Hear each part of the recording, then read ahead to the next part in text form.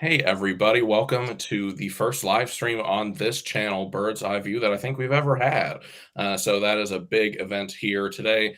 I'm going to be joined by two of my great friends in this Cardinals space, Joe Comeau and Drew McWhortor. We're going to be talking about the players that the Cardinals have brought in for 30 visits tonight. Um, we brought in 23 players, apparently, maybe 7 hidden ones. We don't know. There's a lot of unknowns kind of about how 30 visits work. Teams kind of keep that sort of stuff in house.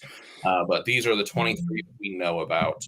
Um, we're going to kind of just informally go down the list, talk about the players, talk about if the Cardinals have some real interest there, if these are players that could really make a big interest, and maybe where the Cardinals might be looking at these players today. But just wanted to bring you guys in. Joe, how are you? I'm doing well. The semester's kind of getting towards its wrap up, so things are starting to get a little busier. But the summer is just around the corner, so I'm kind of looking forward to that. But I'm especially excited because we are less than a week away from the NFL draft. What I consider to be my sports Christmas. I don't know about you guys. Right. No, it with a team that can't win a Super Bowl, the draft is kind of our Super Bowl. So I love the off season and I love free agency and I love the draft. It's right up there with in season game time game watching for me. It is all part of the cycle of fandom. Drew, how are you, man? I'm doing good, man. Life is going good. It's finally starting to settle down a little bit for me, getting things in my personal life squared away. So that's doing nice. My work's been going good. So I'm in a good place. And like Joe said, man, I am high off the hopium right now of the NFL draft. I've talked about before. The NFL draft is what got me to fall in love with football, the whole thing. So this time of year, it is, like I said on our stream on Monday, it's hard to stay focused on anything else because my mind is just constantly running through all these different players and scenarios and all that. So I'm excited to finally get there next week. Right, man. This is when the hope is the realist. This is before training camp injuries dampen everything, before we start working through all of the possibilities of how everything's going to go wrong. This is one of the last times where everything's going to go right in our brains, at least, and we get to look forward to looking at players, thinking about their potential, all in the best possible light and how they could hopefully work out for us for the Cardinals. And this year we've got 6 draft picks, so we're working with a little bit less than we have the past 2 seasons with Monty Fort in charge. Last year we had 12, right, and then was it 9 the year before? So we've thrown out a lot of picks the past 2 years. And with only 6, kind of makes each one of those a bit more premium of a pick. Uh, Brings up a lot of questions about what Monty's going to be willing to do moving around in the draft, since that's something he's shown he's so willing to do and he likes to do. However, I've had this thought the past couple weeks as I've been doing a lot of those tedious 100 mock drafts that I committed myself to doing on Twitter this year. With this draft class, I'm less and less certain by the day that the Cardinals could actually find a trade partner in the first round.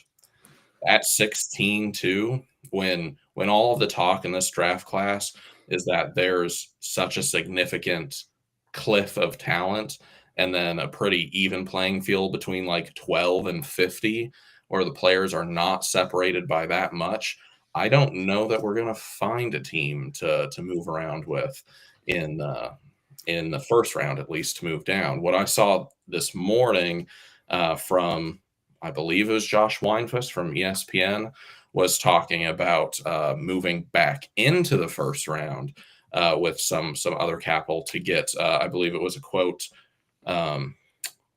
What's the phrase? Developmental prospect. To me, that spells tackle. You're moving up to get one of the tackles with a few questions, both of whom I think are going to be on this list in 30 visits that we'll talk about. Let me go ahead and pull up our little news ticker here at the bottom of everyone that we know of who has been on a 30 visit for the Arizona Cardinals. And with that, let's go ahead and just jump in. We're going to start more on the defensive side of the ball. And just looking at the names scrolling at the bottom of the screen, you'll see a pattern pretty immediately. 23 players, 16 out of 23 are defensive players.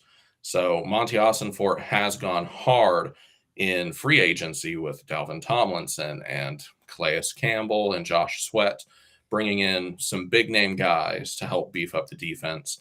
But based off this, at least, there's no indication that he's going to stop that process in the draft. That's still going to be a really, really heavy focus in the draft, I think. And it all starts with the very first name on this list, number 1. And these are not in any order of their visits, I don't believe. It's just the list I was working off, which was lovingly compiled by Drew McWhortor here. So credit to him. He was really like the visit tracker on Twitter for the Cardinals World this offseason. So credit to him for taking that on. That is his niche, and he provided the source for us. So thank you, Drew. But first one, defensive tackle Kenneth Grant out of Michigan, one of the biggest names on this list too. Biggest in terms of both name and body size, I think we're talking about there. He is somebody that I remember in the beginning of this process, there was real question marks about whether or not where he was going to land, whether or not he would even be a first round pick. They were talking, early second, mid second round. Then he shot all the way up and people were talking about him in the top 10. And now I think he's kind of settled in with probably where he's projected to be around the late teens, early 20s, being a little bit more of a developmental guy that we were talking about. He's got a lot of upside. He's got a lot of talent, but still got some things to work on. But it's nice to see him on that list because I'm pretty high on him. I could definitely see him providing an impact to the team. Well, he's kind of built like a traditional nose, right? 6'3", 339, right? But he's got some pass rush. Which those guys, when you got the guy who can play nose but can get at the quarterback, those are the Vita Veas, right? Now, I'm not saying he's at that level, but those guys get drafted earlier because you can find a guy like this who can stop the run in round 3.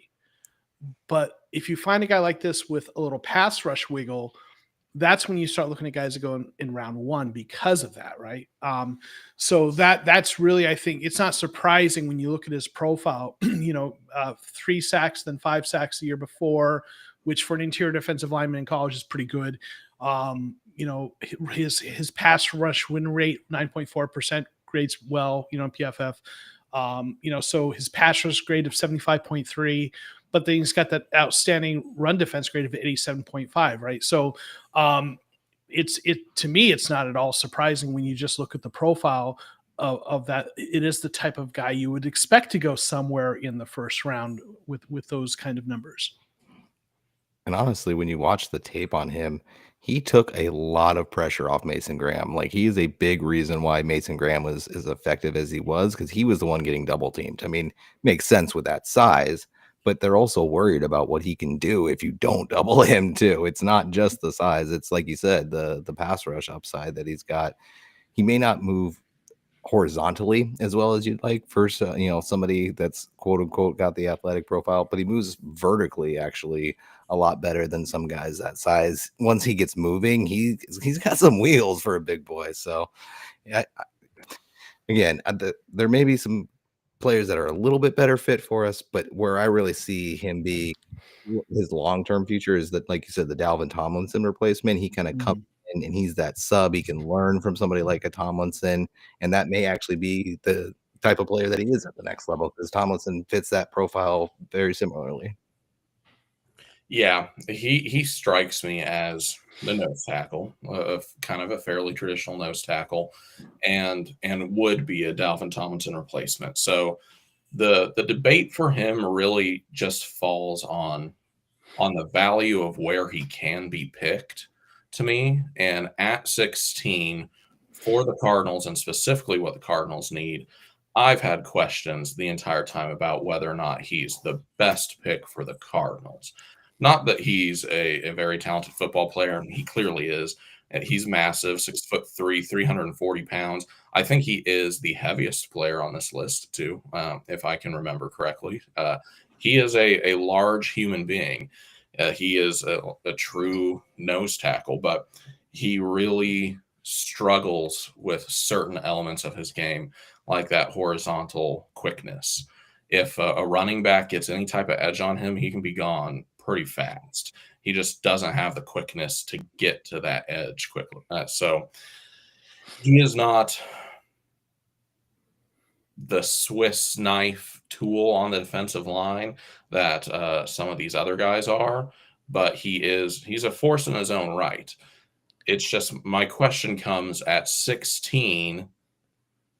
Should you be drafting a Dalvin Tomlinson replacement at that spot, or can you get that at 47 or 78 and address some other need with such a premium pick like 16? That's really my only knock on Kenneth Grant. He's a great football player. It is just, does he actually make sense at that exact spot where he'd be available? Because he's definitely not available out of the first round. He is as close as you can get to a lock for a first rounder. So that's my question with Kenneth Grant. Yeah, after they signed Tomlinson, and Tomlinson obviously is later in his career, so he's not a forever answer at that spot. Kenneth Grant was one of the most frequently drafted people for me in the first round in mock drafts. Mhm. But after they signed Tomlinson, I started moving in different directions, trading back, picking up, someone more, looking at some of the other defensive linemen or even other positions. So, I still like Grant, and I would be happy if they drafted him. But my thinking is going in that direction where it's like, well, let's find one of those third round guys and develop them, and look for someone who might have a little bit more immediate utility, but equally as good a player, just a little bit different profile. Someone like Walter Nolan, for example.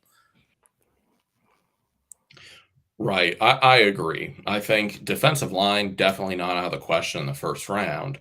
It is just the specific role that these players can play is a question. And Kenneth Grant, to me, at 16, doesn't make as much sense anymore.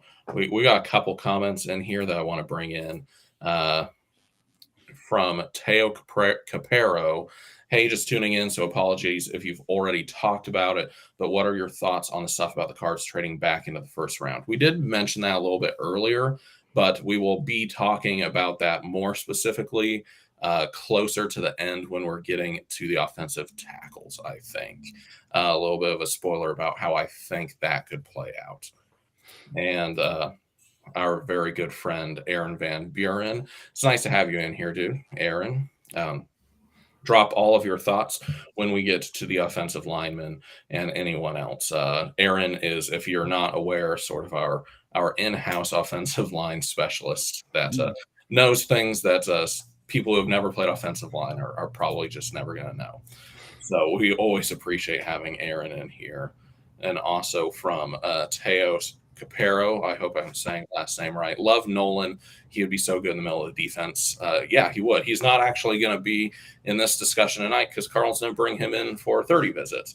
But definitely a player I think the Cardinals have on their radar, as they should. He's a very, very talented player. Few of those unsubstantiated type of rumors out there about him. But, if the Cardinals do pick him, I'm so fully confident in this front office to have done all of their homework that character concerns are not a thing to me, because I believe that they will be doing their work on that. And yes, dude, please stick around for the offensive line conversation with the not very many offensive linemen we brought in. We only brought in 3 tackles. So that alone is kind of an interesting thing. But let's go ahead and move on to our second player on this. We're kind of going down positionally, starting with Kenneth Grant. Let's go with the first Texas A&M Aggie, but not the last one on this list, Shamar Turner. I'll pull him up on PFF, but different Shamar, but Drew, I know you have thoughts on the Texas A&M defense. Yeah, and I'll be honest, it's It's just hard. It's hard talking about them anymore at this point because I watched so much of their tape, and I wasn't even focused on Turner as much. I was more looking at Stewart and Scourton. But Turner is somebody who definitely shows some upside. Again, he's more in the Derek Harmon kind of three tech 4 eye type role. So I think he could have more of an immediate impact than a Grant because he's somebody that you could get on the field in the rotation with some of the guys that we brought in already. Where, like we said, whereas Grant is somebody who's going to be rotating out for Tomlinson. But Turner, there's some actual legitimate questions about his character and things that have actually shown up on tape that I would be a little bit more concerned about. Again, with if Monty's making the pick, you trust him, you know that is not there. But there have been some questionable things that Turner's done on the field. I would liken him to maybe Ndamukong Suh type. Some of the post whistle actions that he's done, some of the places that he's been hitting other people on the field, they're not necessarily places you want other men to hit you. So he's got some question marks about kind of where his headspace is at. But again, we're in the position at this point. Monty has, I think, proven enough with some of the later round, with some of the hits that he's just had in general, that if they're looking at him, there's a reason why they're looking at him. So I will do my best to try and ignore that and then just focus on the fact that a lot of the scheme issues at Texas A&M kind of led to it being really hard to evaluate all of these Aggies. It really is, because the scheme just 100% relies on the off balls to make all the plays and just says to the big boys, you just eat space. And so Turner did that a lot, but he was effective at it. And that's kind of what all of the three that we've all brought in, that, spoiler alert, we'll talk about all of them apparently. That's something they all did really well, was they all did their assignments. They all lived up to their assignments really well and executed what they were supposed to. Then Turner's no different. And the thing I would say to keep in mind also with Turner is if you look at where PFF has him ranked and, where mock draft databases consensus big board has him ranked, they both have him ranked in the 70s, which, is kind of early third roundish, right? Early to mid third round. So the third round is a place where you might take a little bit of a risk on someone, right? That's, and Monty has shown a willingness to take risk on injured players, Michael Wilson, Garrett Williams, both of which I would say have panned out. Maybe Garrett Williams much more so in terms of being just a really great cornerback, but Michael Wilson's been a solid depth receiver for a third rounder, right? Now, this is not an injury risk. This is more of a character question mark sort of a thing. And I know, you have to be careful with that because some of those reports are dicey and, what have you. But, as you pointed out, Kyler, Monty's going to do his homework. So if they take him, they feel comfortable. But the fact that it's most likely a third round spot where they would be taking him also, lends to, if you feel comfortable enough, then take that chance. It's there's more willingness to take a risk at that spot. Yeah, I do think that's important context for Shamar Turner. When we get to another Shamar from Texas A&M, that's a different conversation because he is being talked about as a first rounder. But Shamar Turner, yeah, as a flyer in a mid round is different. But what I would have loved with pretty much all of these athletes from A&M, they brought in amazing athletes. They're all physically gifted players. I just wish I could have seen them on the Bama or Georgia defense for a season and just see what they could do that way. Like Shamar Stewart, spoiler, I know I'm getting ahead of it, but if I could have seen him on Georgia's defense, I would feel much, much more comfortable with him. A&M is a complete enigma, and I really don't know what to make of their defense. They didn't do their athletes any favors with the way that they utilize them, which is a shame for them because they are all pretty much across the board really outstanding athletes. And the third defensive lineman that we've gotten here was a name that I had not heard brought up in conversation with the Cardinals very often until fairly recently, from South Carolina, TJ Sanders, like a real true 3 technique guy. I thought that was an interesting name when I saw that pop up for the first time a couple weeks ago. And he graded out amazingly well at South Carolina, which I think is kind of a program on the rise right now. They're starting to get into those competitive ranks there in South Carolina, taking football really seriously. But just look at a pretty decent pass rush win rate there of 12.6% for three technique. That's not bad. A good run stop rate there as well, and grading out well in pass rush and run defense. Not crazy production, but grades out well in advanced metrics, has production there. Mostly that three tech guy in the B gap, but has played a little bit across the line. He's an interesting player, but again, maybe second, third round. I think on the PFF big board, he is at 54.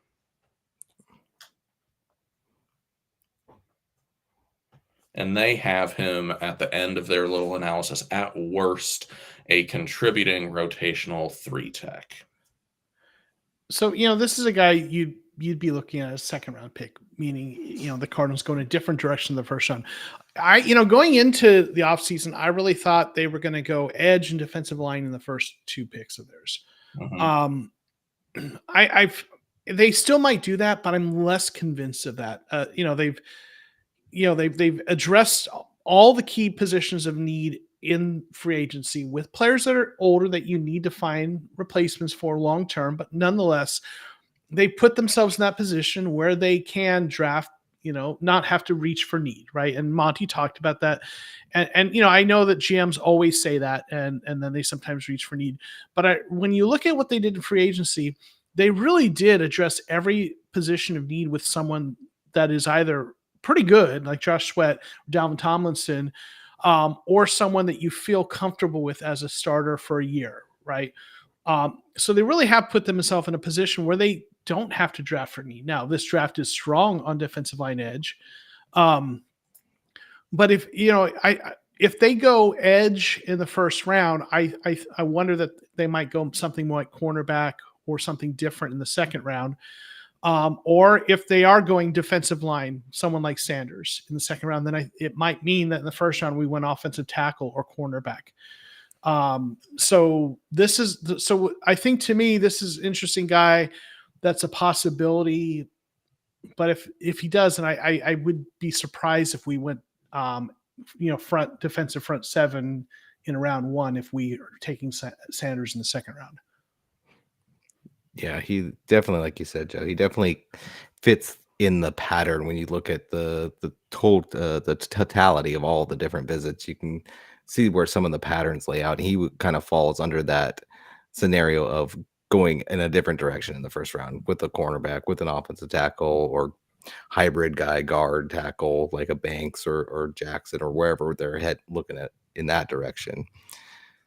But you could pick him up later and he's still ultra productive. And that's the great thing about this class, is it's deep in the places that we need it. So like you said, we're not forced to go anywhere in any one particular direction. We can get a little crazy in the first couple rounds if we want to, if it makes sense the way the board falls. If there's still a ton of guys there that we like at those positions of kind of quote unquote more perceived need, then yeah, why do we have to take one there? Take somebody at a position that's not deep, and because you're not going to like them later. I think there was another I can't remember who had it. I should look that up, but there's another big name blue check in the community who mentioned that you're not going to like the tackles that are there in the second round.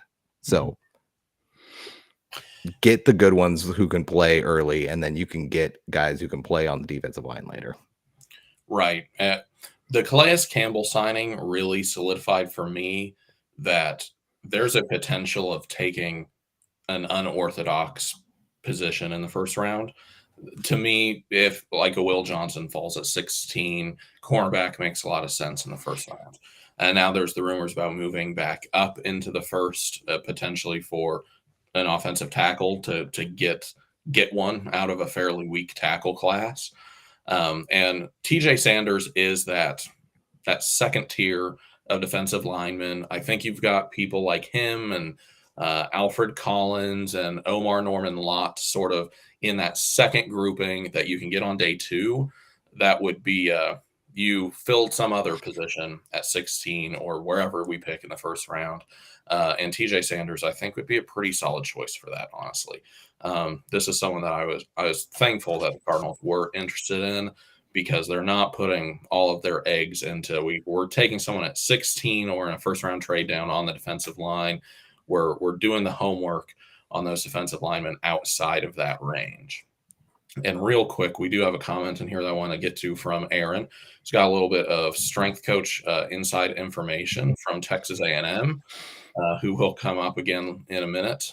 Texas A&M has had trouble keeping strength coaches employed because they always take jobs other places. Heard this from a strength coach when I was on invite-only conference a few years ago. Continued. I've also heard that the coaches at Texas A&M are very demanding of their strength coaches, which may lead to some of these weird underdeveloped players, at least when you're talking about strength and size. Texas A&M is a weird program. I don't know what more to say about them other than I am just not entirely sure what they are up to. The next defensive lineman that we got on this list is out of Nebraska. Someone who's been flying up draft boards past few weeks. Started off this draft process quite low, had a really good combine, and is now a pretty solid mid-round pick on most mocks, Ty Robinson. So someone that wasn't doing a ton of homework on him beforehand, but now that, let's see what his chart looks like on PFF, he was like a 7th rounder for quite a while. And in these last few weeks, he's gone up to an average position like the 150s. So he's had quite the rise. He had a really athletic combine. He's a very interesting size at 6'6", 310 pounds. So he is a weird mix of a player. It's kind of hard to see exactly where he is going to be at the next level because he has to win on leverage a lot with his length. But just kind of looking at his snaps by alignment, 300 in the B gap, but also 130 over tackle and 102 outside tackle. So he's been a little bit everywhere at Nebraska. Has graded out decently well as well. 6 sacks last year, 25 hurries and 11 hits. He's an interesting player that's even later than maybe a TJ Sanders. Like Cardinals wait until a 3rd or 4th round to decide to go defensive line. Yeah, and on the consensus big board, he's at 100, right? So even higher than PFF has him ranked. And, you look at his grades, he came on in 2024, right? You look at his grades were in the 50s for 2 years, and then he shot up to 75-1. His sack production, hits, hurries, everything improved, right? So there's improvement. And, a big guy, good physical profile, has some limitations, as you talked about. This feels like the kind of player who's going to go earlier than people think. What I'm saying? Yeah, like he's a guy who he really feels like a guy who's going to go in the 4th round unless someone reaches late in the 3rd round. But, we'll see, right? Sometimes it doesn't play it that way. But a big defensive lineman like that with some potential, with some pass rush potential, early day 2 or day 3, someone's going to look, he's not, I don't think he's going to fall at around 5 or 6 like the earlier kind of projection had. So we'll see. But like if I'm a team, I've got to pick it early on day 3. I'm taking a shot on a guy like this. Yeah, like you said, anytime those big boys have pass rush potential, it just pushes them up the board. Like you see him going a lot in Cardinals mocks in the 6th and 7th round, and it's just like he's not going to be there, guys. He knows how to get after the quarterback. That is going to drive up his value. That's what teams want, because you can, like I said, you can find run stoppers oftentimes all over the board in most classes, let alone this class, which is just stacked with these guys. So any of them that have this pass rushing juice, like the Ty Robinson, they're going to go earlier than a guy who doesn't. Like I really think Deion Walker is going to end up really, really falling. And he was the guy that was projected in like the 2nd round there at one point. And Ty Robinson, I think, will go much earlier than Deion Walker. Yeah, I agree. Ty Robinson will be one of those surprise picks somewhere in the 3rd or 4th round. And he is still not the last defensive lineman the Cardinals brought in for a visit. We got one more out of Toledo, which is interestingly the smallest program on this list, I think. Toledo, Darius Alexander. I call him the David Walker of defensive linemen. He's just so fun. The way what he did at the Senior Bowl and going down and taking all those SEC boys and just making them look silly. It was fun to watch. It really was. Somebody that I had no clue about until that, and then I started going back and watching, and he pops off the tape. He's consistently in the backfield making plays in both sides, both phases of the game, both run and pass games. So he made himself a lot of money in Mobile. I'll say that for sure. So, and I think from what I've heard, he's a real high character type guy, real Monty type guy, which I just want to throw it out there. It's nice having a team where we can say that, because we didn't used to be able to say that at all. Like, that's a Cliff guy or maybe a little bit with Bruce, but even that had a different feel to it. Knowing like this is a Monty guy and having that kind of culture, that feels nice. And Darius would fit that very well. Right. He made himself a lot of money at Senior Bowl. He stood out a lot. And you just look at that screen, you see blues. The PFF Blues, they stand out. He's one of the best run defenders in the class, which is saying something in a pretty good run defense class. He graded out a 90.3 on run defense with a 90.1 overall defensive grade last year.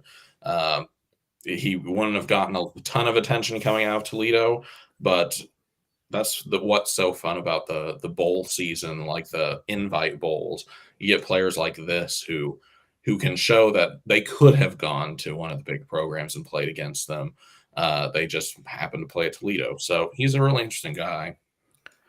Yeah, and that the bowls were so pivotal, right? Because the high level production against second tier talent in college, and he's not, there's some decent programs he played against like Pitt, but he's not playing SEC football, right?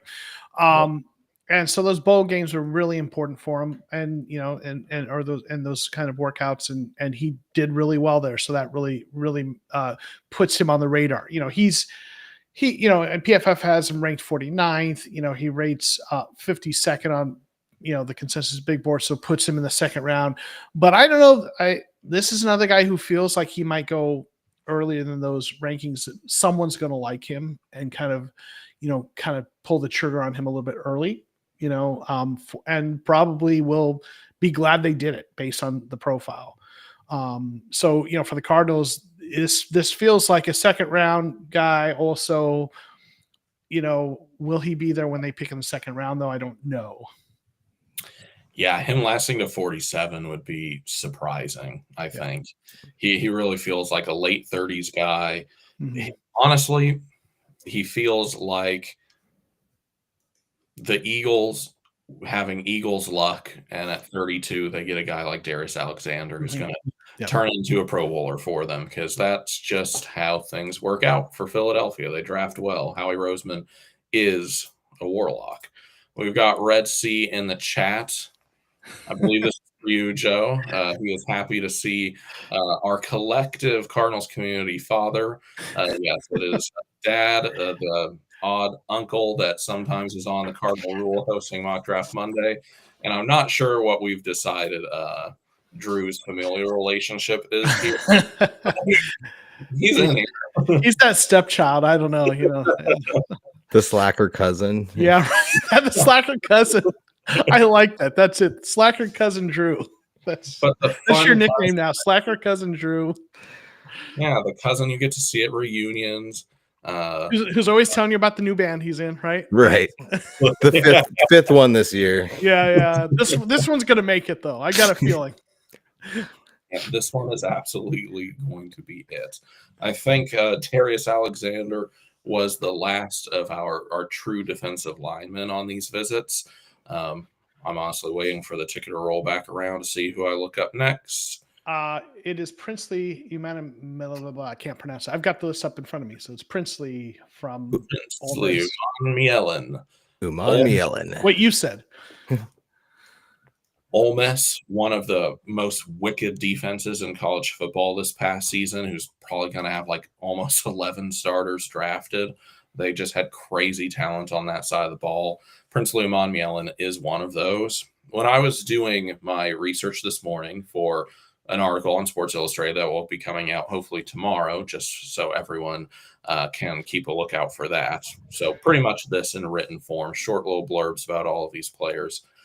Princely is that type of guy at the next level who I think has to be a pass rush specialist. He's not an every down player. He is the guy that you put on the edge and you give him one job, and he is a sack specialist type of guy. And I think he would be amazing at that. He was super good at that in college. He had a 22.8 pass rush win rate in college. He had 11 sacks last season, 28 hurries. This is all in the SEC too. This is top tier college competition. He did it with the best of them. A 91.5 pass rush grade. He is in the top 3 of pretty much every advanced metrics for pass rush in college. So I don't think you're going to have him on the field for 3 downs. But if he is out there just to get to the quarterback, I think he's going to be very, very, very effective at that at the next level. He's not built like this player, but he feels a lot like Hassan Reddick. Obviously JG coming from Philadelphia, that role, right? He's, Hassan Reddick is undersized, but effective, right? Which being undersized means he's going to have some limitations, up against the run. But that's kind of, to me, it feels like if they're drafting him, it's to develop into that role. Now I wonder though, obviously they met with them, so they're interested. Is BJ Ojulari, is there some redundancy? Is that the guy he is as well? So I don't know. They're rough. They're kind of like right around that same size, right? 6'4", 255 is Umanmielen. And I think BJ's around that 6'4", 5", 250-ish, like kind of on the lean side. They're not going to be like your run defending, edge setting guy, but put him there on 3rd down to hit a quarterback, and Umanmielen can be that home run hitter type of player. I think Hassan Reddick's a really good comp for him. Let's see what PFF has as his comp. They have Boye Mafe as the comp for Umanmielen, which is interesting. I honestly think Princely is the JPJ of this class, James Pierce Jr., without any of the character concerns. Like, I don't see that much difference, especially in the 23 tape. JPJ looked a little bit better, but the 24 tape, especially early on in the year, there wasn't that much there. And I thought Princely kind of popped a little bit more. So when we even everything out, like, give me the guy that doesn't have any character concerns, and I can see why they're interested in him. Because, like I said, and to your point, Joe, is he a little bit redundant with BJ? Maybe, but at this point, you can't even. Can you bank on BJ being healthy for a season? And because it's not just him; it's him and his brother have never played a full season. Like, it's just something in their genes. The Ojularis just can't stay healthy. Yeah, he is a, let's see, 50th on the PFF big board. He would be around that 47 pick. He's a solid second rounder too. I don't think he's getting out of the second round. So if they go defensive line or some other position in the first, and they do decide to stay and pick at that 47 spot, he could be one of those edge picks there. There are a few others that I think are around the same spot, like Braden Swinson's and whatnot, but we don't meet with Braden Swinson. We're talking about Umanmielen tonight because that is who the Cardinals have met with. But he would be locked into only really being possible at 47, I guess is what I'm saying. He's the consensus big board has him at 62, but an edge rusher with that kind of upside doesn't feel like he's lasting that late. So to the late second round, those guys usually do go. If they don't creep into the first round, a guy with that profile usually ends up being first half of the second round. So I think you're probably right about that. Right. And someone that Drew already kind of mentioned is James Pierce Jr., another edge that the Cardinals have had one of those visits with. someone who at the beginning of draft season was getting mocked to the Cardinals a lot. It was straight at 16, no moving around, stick and pick James Pierce Jr. He also grades out super well in every advanced metric. He's a great athlete. I don't really think there's too much question about that. He's also a pure pass rusher. Just look at his snap alignment, 440 outside tackle. You just put him there and give him that one job to try to hit a quarterback. He did it 8 times in 2024, but 2023 was his truly elite season. He had 13 sacks that year, 28 hurries, 11 quarterback hits.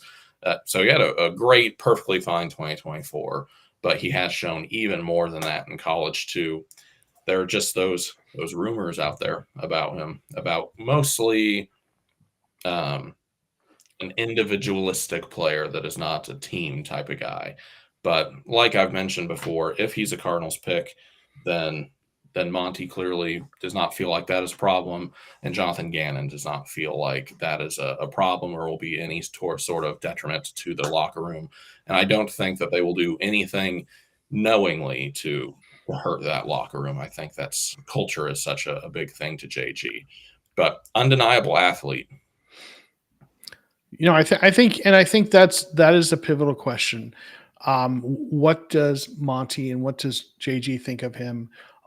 If he, and I think especially when you think about first round picks, they're going to really be their teams are more risk averse in the first round unless you're talking about a quarterback. So they're going to do their homework, and if they feel good about him, then they're going to take him. He's going to be really good. But if they don't, they're going to let someone else take that chance on him.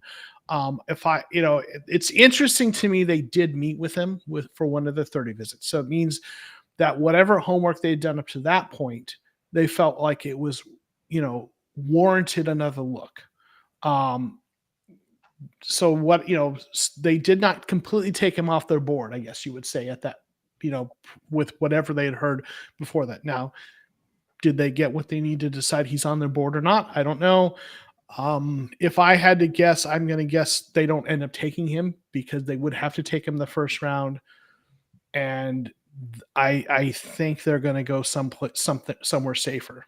We'll see though. Yeah, I agree with that. It's you're not doing your job. You're not doing your due diligence if you don't at least bring him in, because he is talented enough that if he's there, you have to have a reason to pass on him, which I think very well could be the possibility. Daniel Jeremiah has been on the train for a long time that he may very well not be a first rounder. Like, he could be one of the ones that actually is a surprise fall out of the first round if teams are just that concerned. Again, it's one of those amorphous things where you really can't nail it down. But when you look at the tape and you watch that first half of the season, he really did just seem checked out. Like, he was not committed. He fits that mold very similarly to Verse, where Jared Verse came in to his last season in college as kind of one of the projected edge one type guys. Didn't blow the doors off, just didn't have a great final season. But when you look, the difference between the two is when you look at the tape, like, Verse was giving 100% effort the whole season. It wasn't for a lack of effort, whereas James, it was. And then when he decided to turn it on, he turned it on, and you could see it in the second half a lot more. But I think that concerns me. But like I said, that's why you have those meetings, because you want to see what was it that had you so checked out, and is that going to have you checked out early in the season if we bring you in? If not, then it's not an issue. So it would be interesting to be a fly on the wall for some of those conversations to hear what they're actually asking and how they're trying to dig into the psychology of some of these guys. Those are the most interesting cases because it is a question of psychology, not just physical talent to go on a football field and play football. I think that question's been answered. James Pierce Jr. can do that. But just trying to project human nature and behavior is a lot harder, and probably the hardest part of actually being a general manager in the National Football League. Another player with a few questions that was brought in is another edge out of the SEC, Michael Williams from Georgia. Not character concern questions, just what do you make of this player type of questions. he's a player that I will be forthright on. I don't have a lot of faith in his ability at the next level. I don't think Michael Williams has that all Pro Bowl potential. I don't see it when I look at the tape. Maybe it's tough to stand out that much when you're on a defense like Georgia at such an elite program, but Michael Williams is just not a guy that jumps off the tape to me at all. Yeah, when you look at his profile, what PFF talks about with him is, there's questions about his pass rush profile, but he's going to be solid against the run, right? And he's got, the athleticism, and obviously when you have a player in the defense of Georgia, they are now what Alabama used to be, it feels like, in terms of what you get coming out in terms of the physical profile. So when I look at him, to me, here's what it screams. It screams, this is the prototype of what they're trying to do with Zaven Collins. Like, this is the guy, if you draft him, it's to be the replacement for Zaven Collins, to be a guy that does what they're wanting Zaven Collins to do, except you're drafting him as that guy, right? Zaven Collins was a Mike linebacker who could do some pass rushing, and they turned him into an edge. And he fits the profile size-wise, and, he does some nice things, and they use him in some interesting ways. But to me, this is that guy that is kind of built like Zaven Collins, and you're bringing him in, except he's been an edge, and you're trying to develop into what you want Zaven Collins to be. And, I do think some of this goes a little back to Monty's time with the Patriots. I know JG is the coach, and his scheme is more kind of the basis of this. But if you look at the edge players Patriots drafted over the years, they liked to get those bigger guys that could stop the run and weren't, with the exception of, Chandler Jones, they didn't draft 12 sack guys. They drafted 7 sack guys who could stop the run and could play in versatile fronts. Right. And, that's what they liked. And, how much does that come into play with what JG wants to do versus what Monty's drafting for? But to me, again, Michael Williams, it wouldn't surprise me if they take him. If they do, though, it's because they want to develop him into what they've been trying to make Zaven. I mean, if you told me that you're going to move Zaven back to the middle and play him as an off ball, then I would be a lot more excited about the Michael pick. The thing with him is the only real concern, because we've had this conversation previously on other streams where we've talked about is terms of like body type. It's not as important between 4-3 defensive end or 3-4 outside linebacker anymore. They're all an edge is an edge. But there is a difference between a 3-point stance rusher and a 2-point stance rusher, because not everyone can do both. And that's just my big question with Williams. Not that I'm saying he can't be a 2-point stance guy, but he was a 3-point stance guy all in college. So are you playing him to stand up on the edge, or are you going to move him inside some? Is he more of like a D-Rob for us? Where does he really project in our scheme when you start playing it down the line if he's actually the pick? Not just, the player and what he profiles as a player, but the scheme fit. Does he actually work? And I question that personally, but he's definitely he's got talent. He's one of those guys. He's going to go first round for a reason. And he's definitely another high character guy. And a high motor guy. So I do appreciate that about him. And now you just have more of the injury concerns. Is he somebody who's going to have lingering issues because of this, or is this something that's a one-off and it's done? If he's the pick, I'm not upset, because he is high character guy on that defense and from a really elite program. He knows what he's about. And I believe that Jonathan Gannon has a very specific role in mind for him, if that's the case. However, not being privy to that conversation, I personally right now don't think that he makes sense at 16, which is where that pick would have to be. He's a first rounder. He's going somewhere in the first round.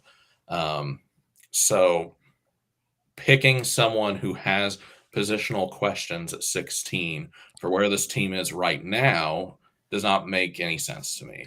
That feels like a luxury type of thing when you're picking 31 and 32, because you've already got a great team.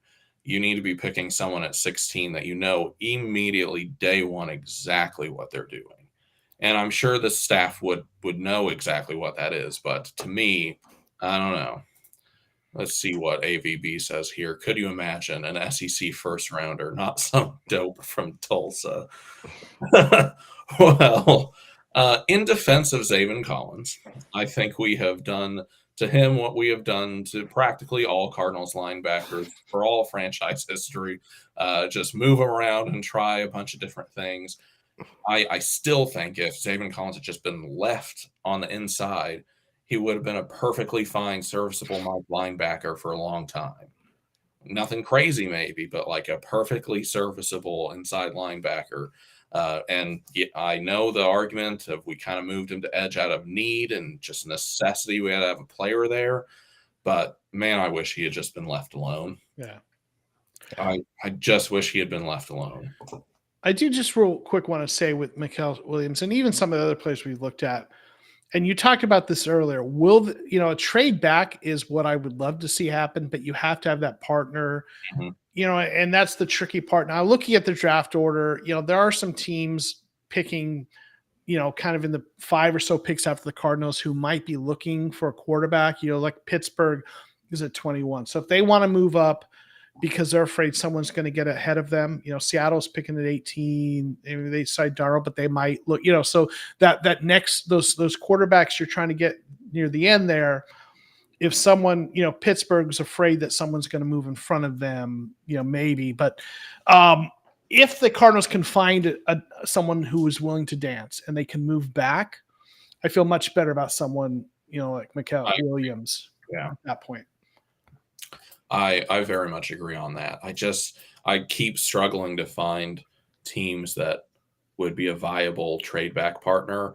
And I agree Pittsburgh might be the only one that even makes sense because they're within range where they wouldn't have to give up everything to move up 5 spots. But other than that, but you never know, like if someone's looking for, there's a tackle on the board, for example, right? And one of the last couple decent tackles, right? Simmons or Banks is there. And if they're not already gone, someone's want to get ahead of Cincinnati to get a tackle, right? So you just never know who falls in love with who, or Green Bay is AVB saying, right?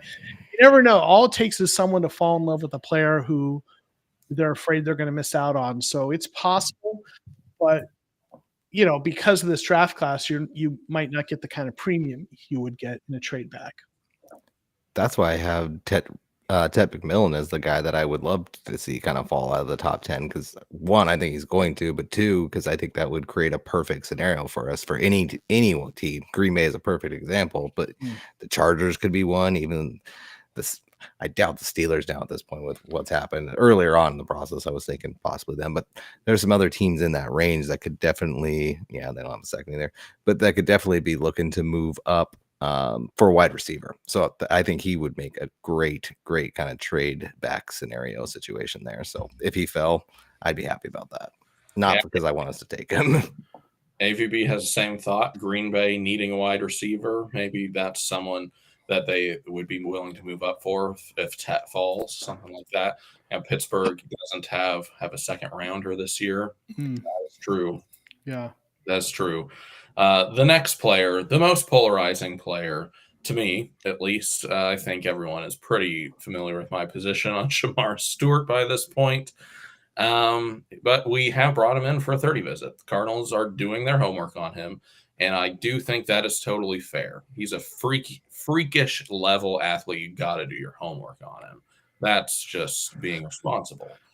However, my thoughts. I hardly even have to say anything about Shamar Stewart at this point.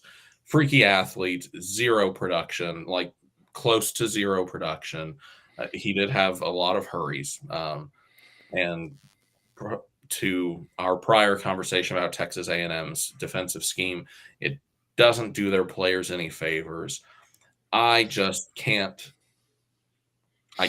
defend at 16 in a spot where we are still building this team into something, taking a player with actual question marks like that to that level of didn't see anything out of him at college. We're drafting him purely off athletic potential.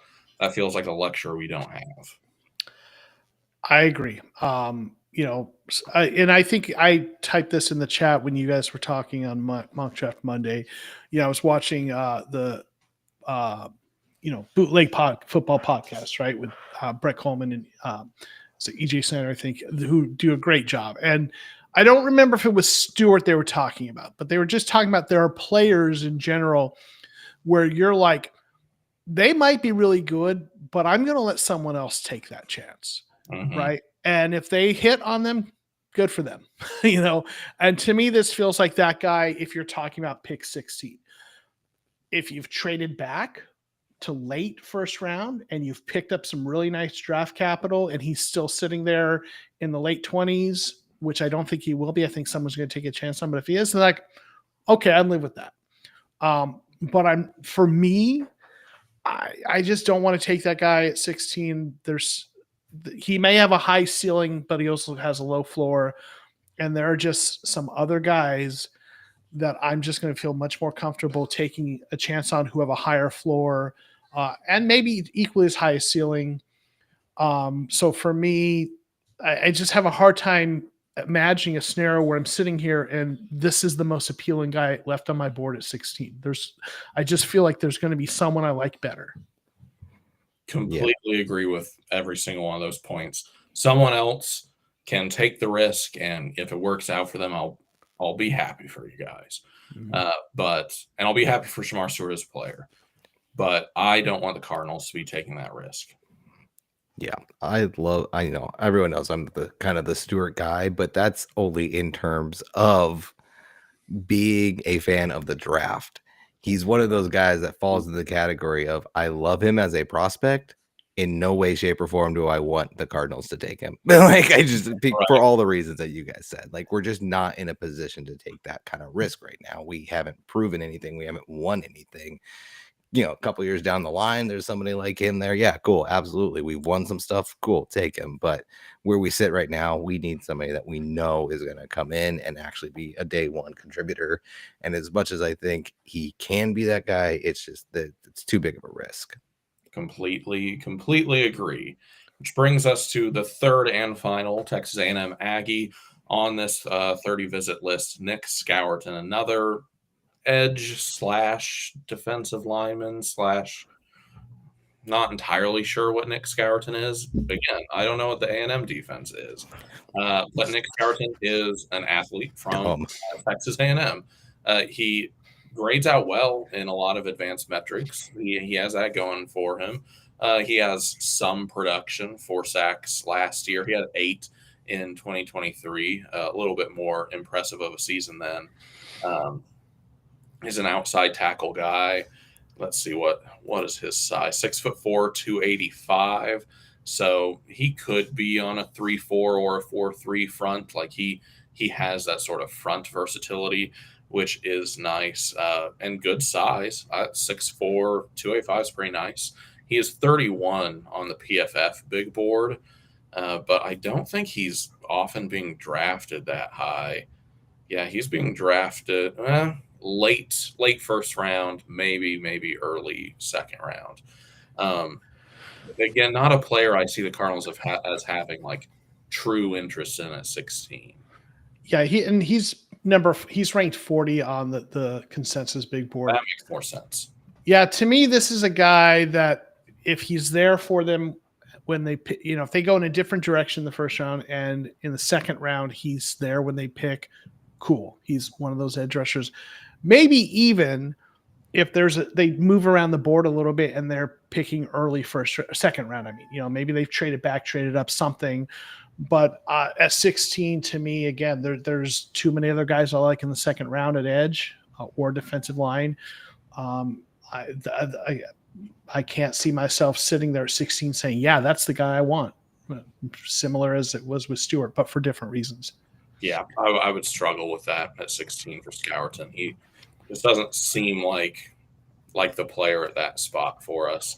Robert Moore, nice to see you in here, Robert. Always pleasant to have you here in the chats. Talking about Brett Coleman, I believe, saying that Stewart kind of looks lost when he's on the field. Talking about Shamar Stewart, player we had before. Yeah, I agree to a certain extent, but I will put a lot of that blame just on Texas A&M coaching. I really will. But all of these A&M players have something in common in which that I don't see them for the Cardinals. In my personal view, Shamar Turner, Shamar Stewart, Nick Scourton just don't feel like the guys to me. Scourton's one that, like, another situation where 23 tape was incredible when he was at Purdue, and if he had been able to, like, if he just stayed there, he probably could have been a top 10 pick. He could have been the one potentially getting going early there into, like, getting those 30 visits with Carolina or whatnot. But he was also when he kind of proves, like, how bad that scheme was. You took a guy that was an edge, you told him to gain like 10, 15 pounds, you shoved him inside for half his reps, and you just completely took away the player that he was. And so why did you even get him in the first place? It made no sense to me. Like, again, if you watch his 23 tape on when he's a true edge at Purdue, you could see the upside. You could see where he was trending upwards, and if he continued that trend, he would have been a lot. He would be in a lot different. We would be having a lot different conversation right now about him. But as it is, yeah, I don't see him. I wouldn't want him before pick 47. Yeah, agreed. Going across to the opposite coast here, we've got UCLA, a player who popped up in connection with the Cardinals a little bit more recently, another edge, Olufemi Oladejo.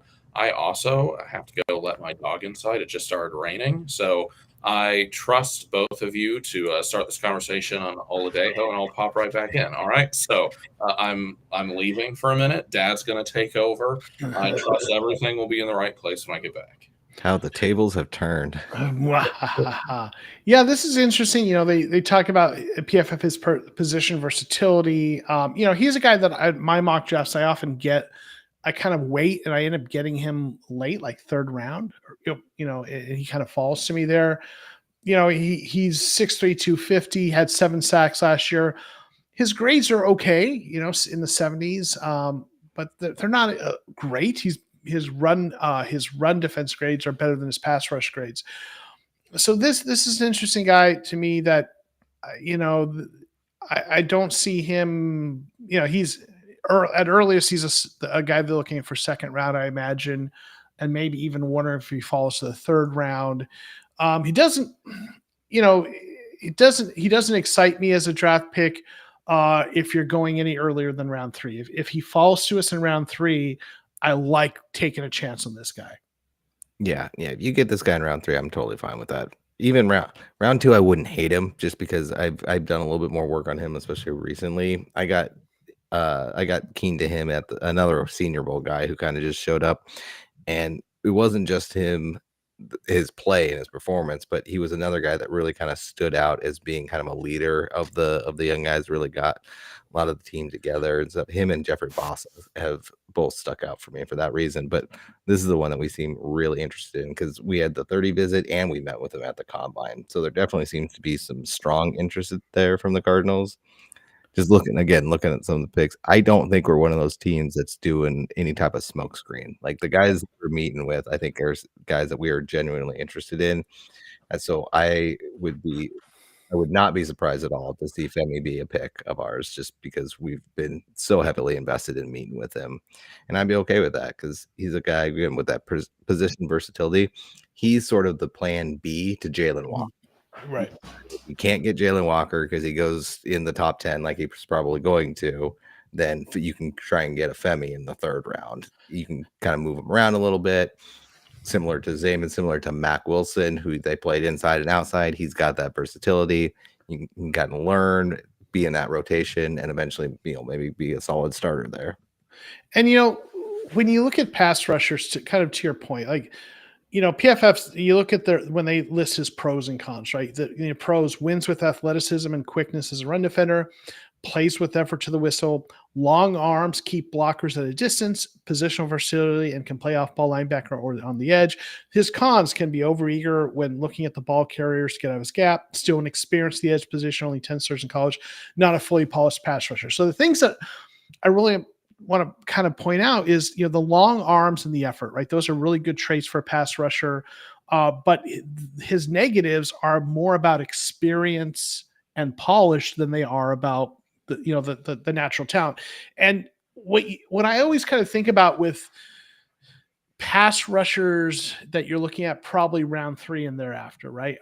I think about who are the guys that come out of college and become just much better than you would have thought. Like guys like Max Crosby, I think he was a 4th round pick, if I'm not mistaken. And then you look at guys like Zadarius Smith and the Baltimore kind of thing that I've always talked about, the way they draft and find guys in the middle rounds and develop them and they become solid pass rushers.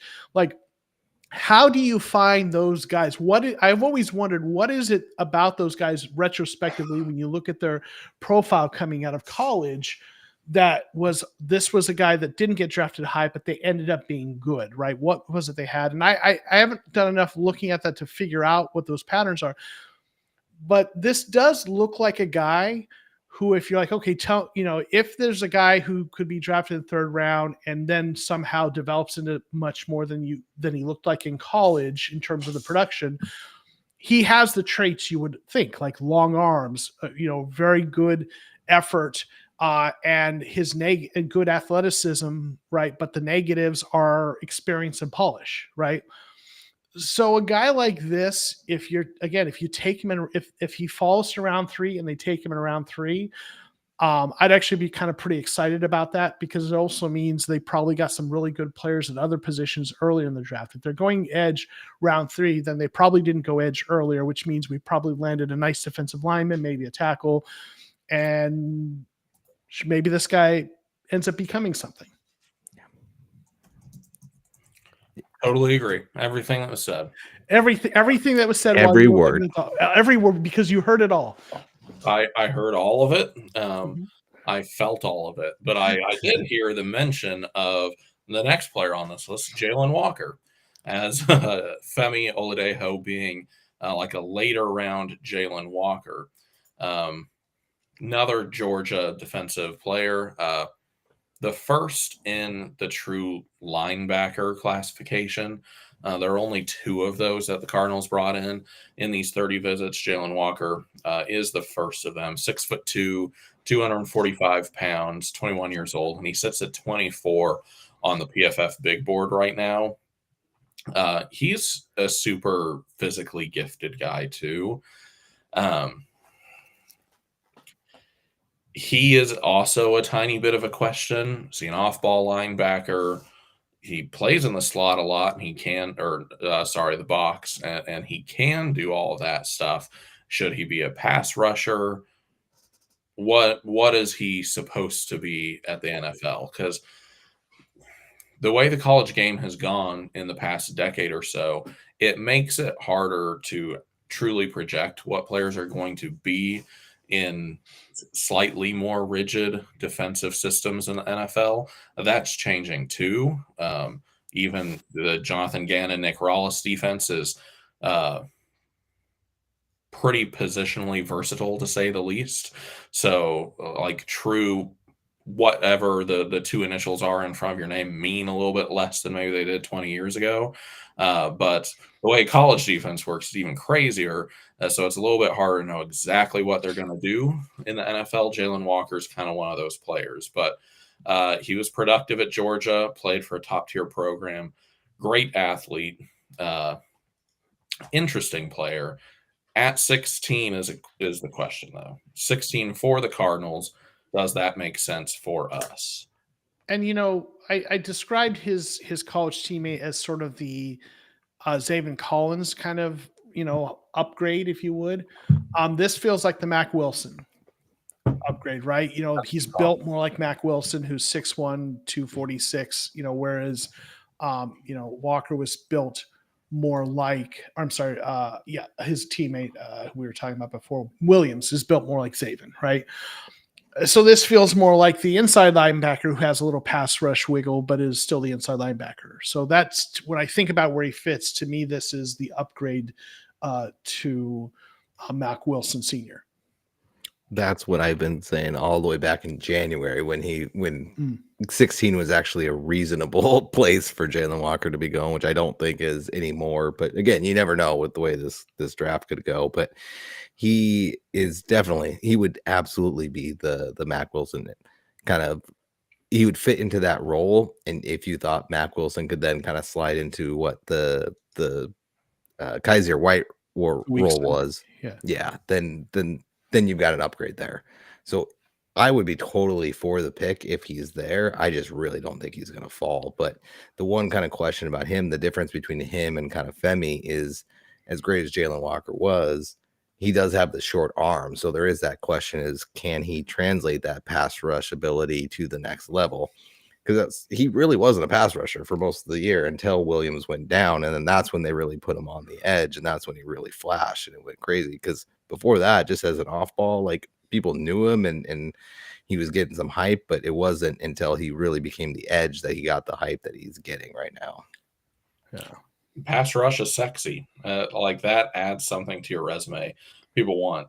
Mac Wilson's a fun comp because he's decent size for an inside linebacker. He can play that role, and he has some pass rush juice too. And that is Jalen Walker. He, interestingly, in the percentiles of where he's being picked, sits right in the 50th at 16. So that's sort of where his perceived draftable value is right around where the Cardinals are. So could be around there. Gut feeling, not the pick, but PFF has him at 24, but the consensus big board has him at 10. So you split the difference, right? It feels like this just really does feel like they did their due diligence in case he falls to them. Right. Yeah. All right. Who do we have next? After Jalen Walker, we have another inside linebacker from another big SEC program.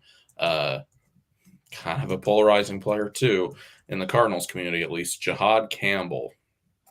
He is built a little bit more like a true Mike, and would play probably more of a true Mike.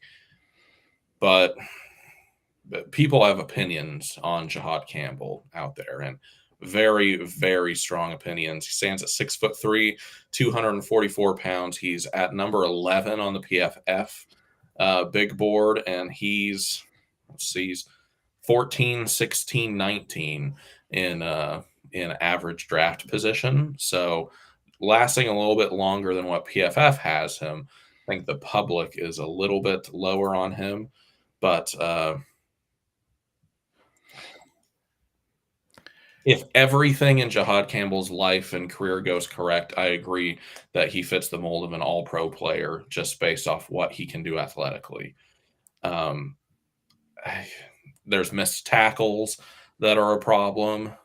His tackle willingness too, which is a major problem when you're a linebacker. Jihad Campbell, I would like to hear your opinions. I mean, he feels a little bit like a bigger, kind of the same comp we just talked about, the Mac Wilson Sr., but bigger, maybe a little more upside potentially. As kind of that linebacker with a little pass rush kind of potential. I think that what people hope he could be is Micah Parsons, but Micah Parsons is one of one.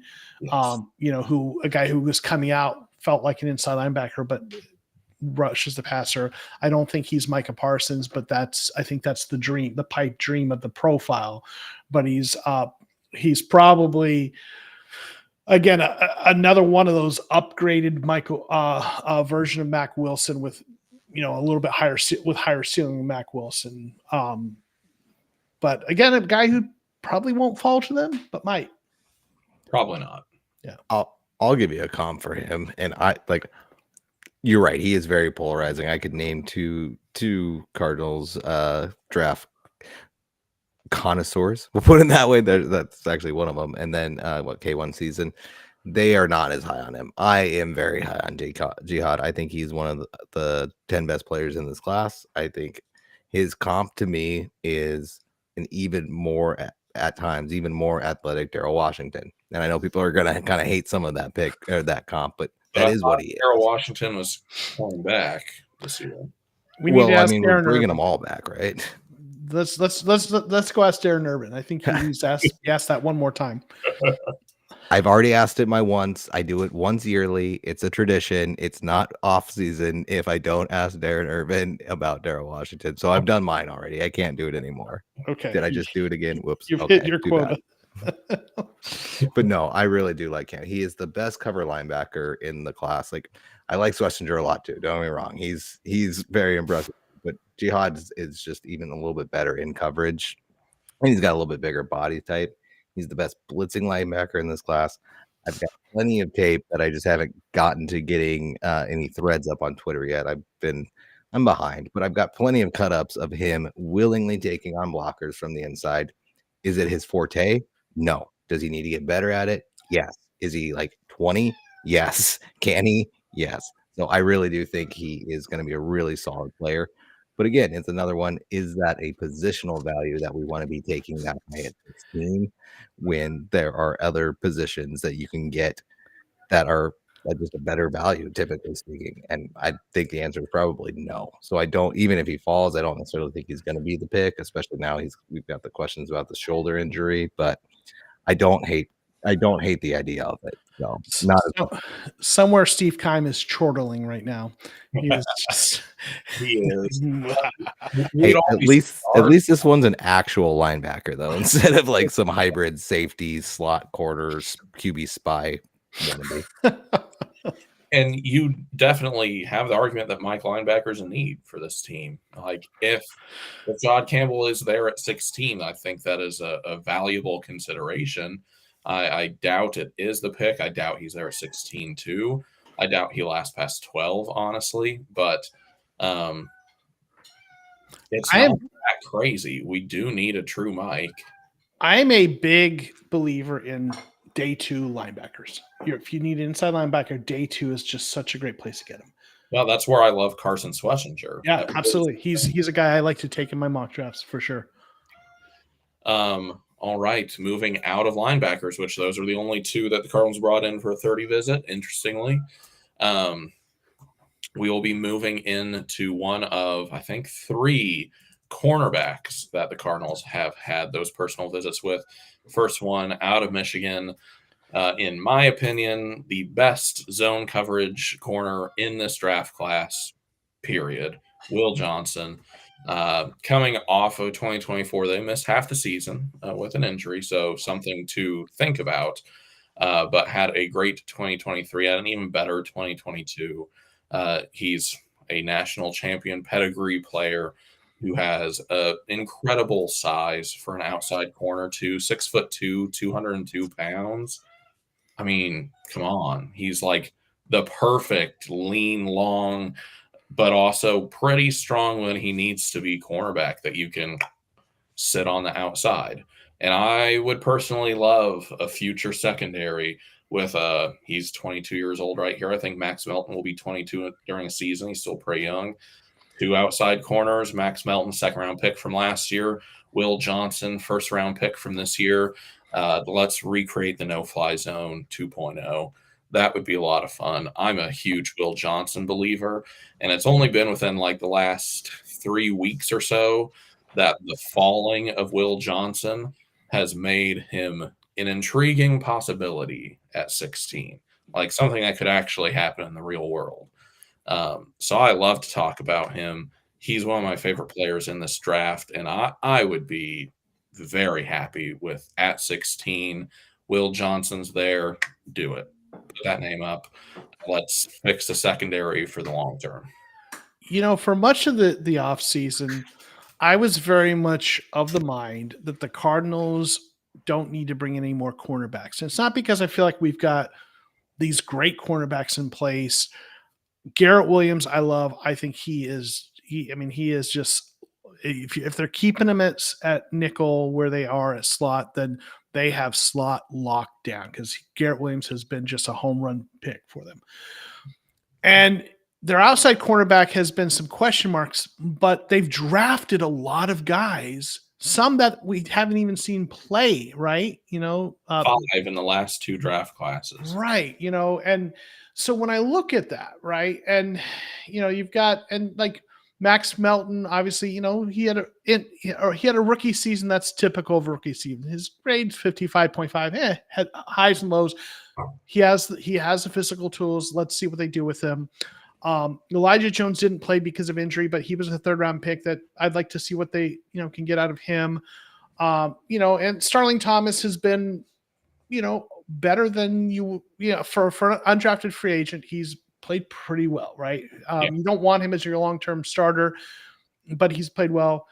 But then got Keitrell Clark, and they even brought in a guy, Jalen Jones, who's played well at points. So it's like my mindset was let those players duke it out, and you're going to get 2 decent starters, if not one really good starter, if Melton develops. But let's see what those guys are. That's been my mind, just see who comes out of the Hunger Games as their starters, right? And the cream rises to the top. But in the last week or two, and part of it is looking at some of the guys that they've met with, and then looking at some of the profiles of some of the cornerbacks that are in this draft. And you talked about Will Johnson, but we'll talk about another guy, Amos. But even there's guys like Siobhan Ravel, who isn't on, I don't think he's on the 30 list, but he's a guy that you look at who has high level tools. PFF compares him to Tariq Woolen, and like I'm increasingly kind of warming up to the idea that maybe they do look at cornerback. But if they do, it's going to have to be a high upside cornerback because they've got enough. Let's see if we can develop them guys, right? In terms of, and some of the guys I'm just describing are developmental, but they're developmental with really high level tools, right? Yeah.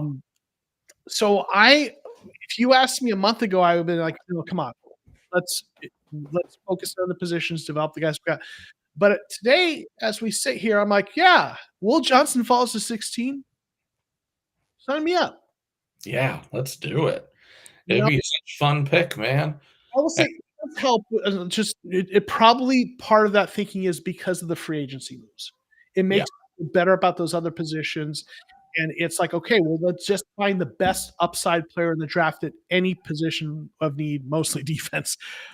And I'm more open to cornerback because I feel less anxious about defensive line and edge. I think with cornerback, it kind of falls into the same category as tackle. Is outside of the few top guys that you mentioned, the Rebel, Morrison, obviously Will Johnson, and the next name that I think we're going to mention on the list. Outside of those guys, there's really a big fall off after that. Maybe Azariah Thomas is one that could kind of fit in that mold too. I think is a little bit underrated, but after that, there really is a fall off at the position. So if you get one of these guys and you're in a position to take them, Trey Amos being the next one, then I could see why you would target it there. But when you really, again, there's another one, when you look at the patterns, you could see where they're going to take them. Like these next kind of, Will is kind of the first rounder. Trey, probably maybe the late first round. He's another one that this could be a target to trade back up for, is a Trey Amos, because there's some talk about him going in the late 20s, kind of Buffalo range. He could be another target for a trade up. And then the last one on the list is that we'll get to is more of a later round guy. And outside of that, when you go to the rest of the visits, the pro days, the combines, the virtuals, there are no cornerbacks. So you're getting one of these guys. Maybe there could be a developmental guy, like one or two, but outside of that, nope. It's going to be one of these guys or nothing, probably. I agree with that specifically. I think a situation where Will Johnson falls to 16, he's probably best player available at that point.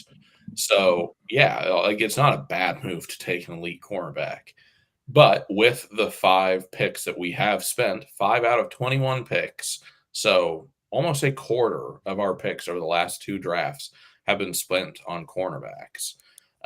We're not taking just random 4th-round flyers on cornerbacks this year. That's not going to happen. But if you think Trey Amos or Will Johnson somewhere in the first or late first, early second, wherever, is like a potential elite cornerback, then yes, sure. But yeah, the flyers on later round stuff is not going to happen this year, just based off our drafting history. But Trey Amos is that next guy on this list from Ole Miss, our second Ole Miss Rebel, I believe. Cornerback, he's at 6'1", 190 pounds, and number 30 on the PFF big board. So he does represent the beginning of tier 2 of cornerbacks in this class after Will Johnson and Jahdae Barron, your top guys. Then you've got Trey Amos, Siobhan Ravel, maybe Benjamin Morrison are kind of in that second round realm. Trey Amos had really good film in 2024 too. I think he only played the 1 year at Ole Miss, but he has great size. Like he's kind of prototypical size.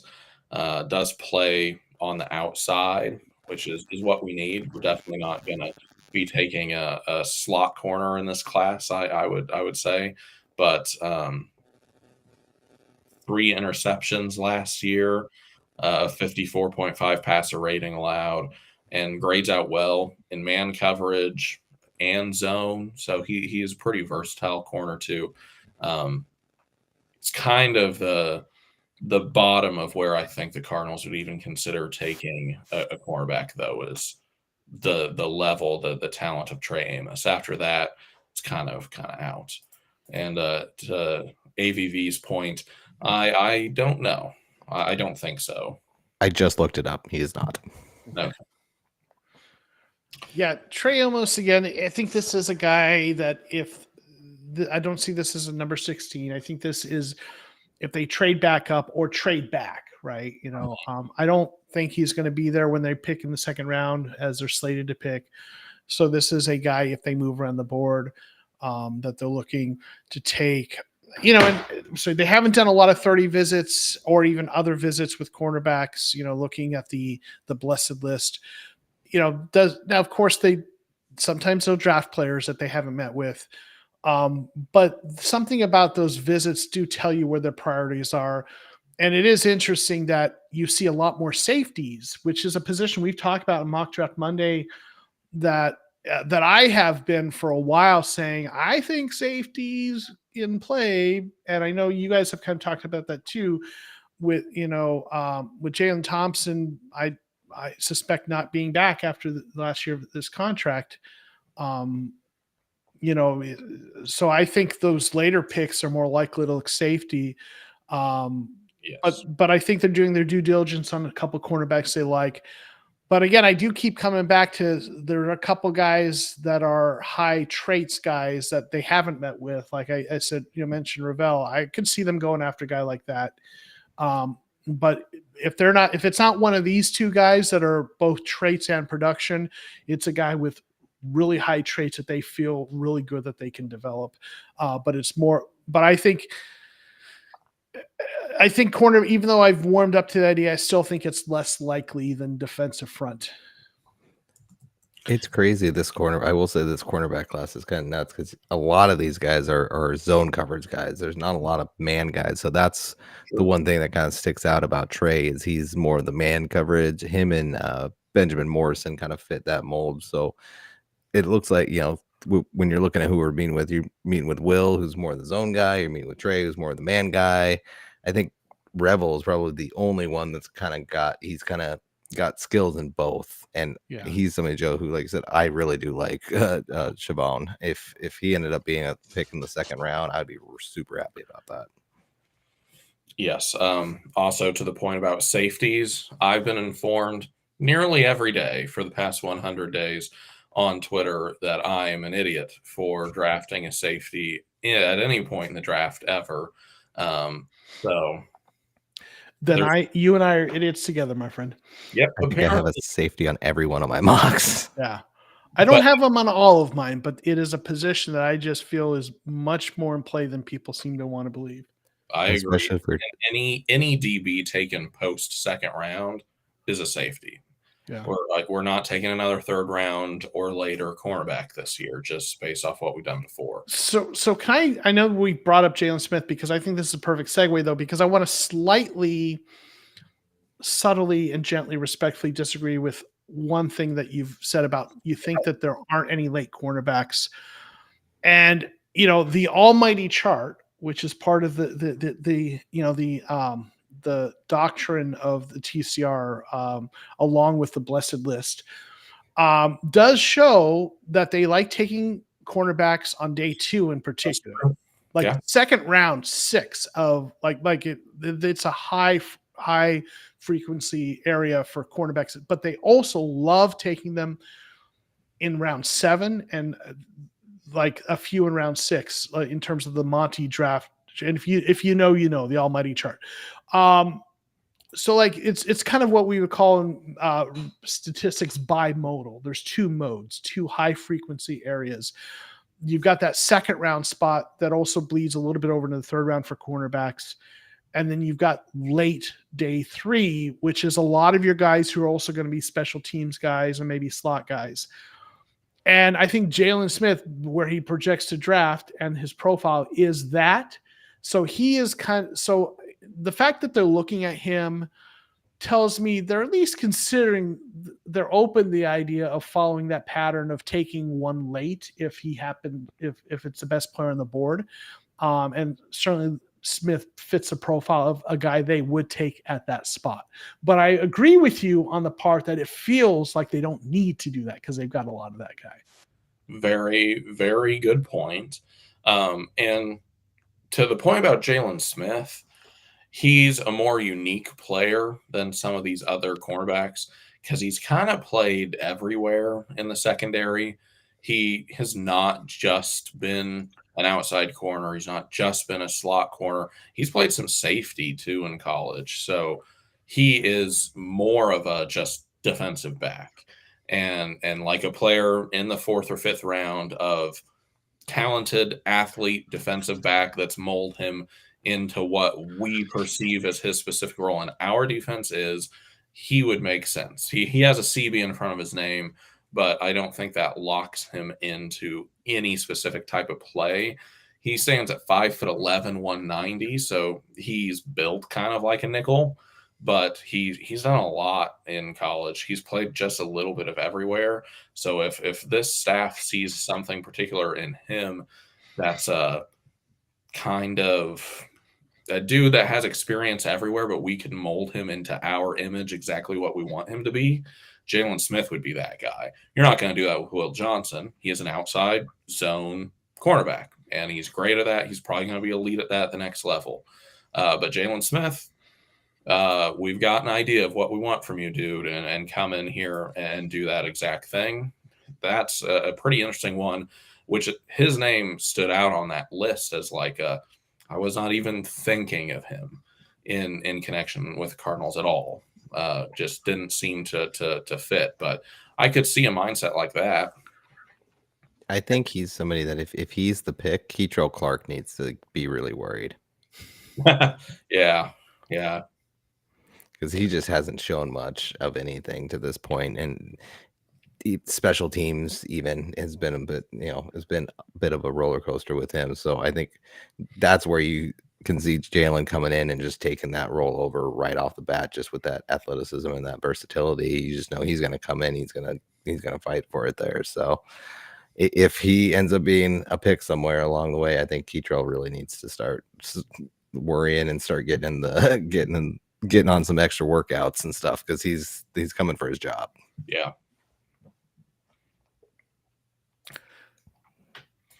All right, we'll go into the tackles. I hope we still have AVB with us because we got 3 offensive tackles to talk about. First one,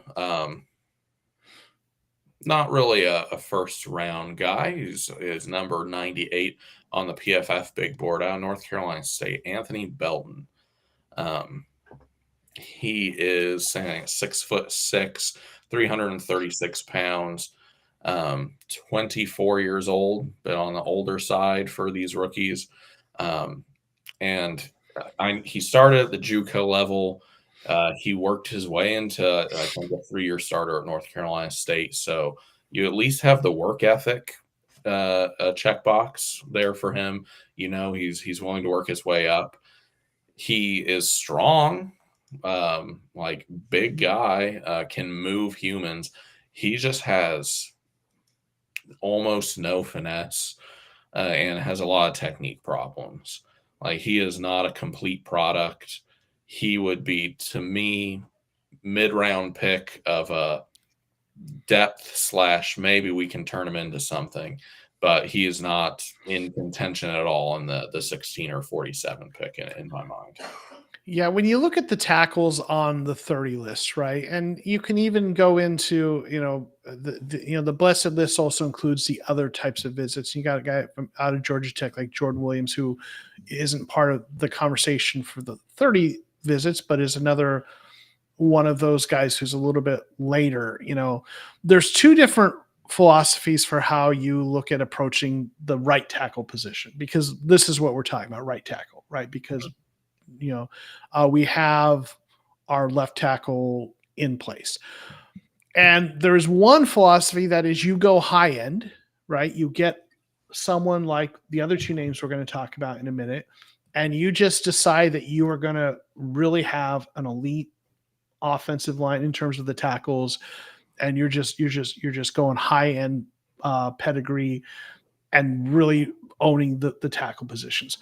But the other philosophy, and it is one that goes back to the Patriots approach that, when I've done my kind of research on the draft history that I think has informed Monty's, kind of development as an evaluator, as an executive, is that you get your left tackle early, but you draft to develop that right tackle on day 3. The guy with New England that they took as a 5th round pick, I believe it was Marcus Cannon, who was a starting right tackle for a while for them. And let's go. Okay. Let's go. Okay, there you go. So there's that second approach, which is you take that right tackle later and develop them. And from a draft capital perspective, I like the latter approach because you can find good right tackles later in the draft and then use those premium picks for other positions like edge rusher and defensive line. So to me, Belton represents that latter approach, and the profile fits that, right? They talk about his physical tools, but needing to be developed, right? Yeah. And that kind of fits, and they don't need him to start right now, right? So they have time to develop him. So what you've got is a guy who has the length, so you don't have to worry about him being a guy you have to move inside. They talk about even his explosiveness, and that he's good against power rushers, hard to bull rush him. Doesn't have the great lateral quickness, and struggles a little bit with speed rushers. But on the right side, you don't worry about that as much as you do on the left, right? And you can kind of develop him. This is the guy that, and then maybe they talk about his footwork needs some work. So you develop him. This is a guy who you put in there with Christian Jones to see which one of them develops to become that right tackle starter in 2 years or 3 years when Jonah Williams, when they move on from him.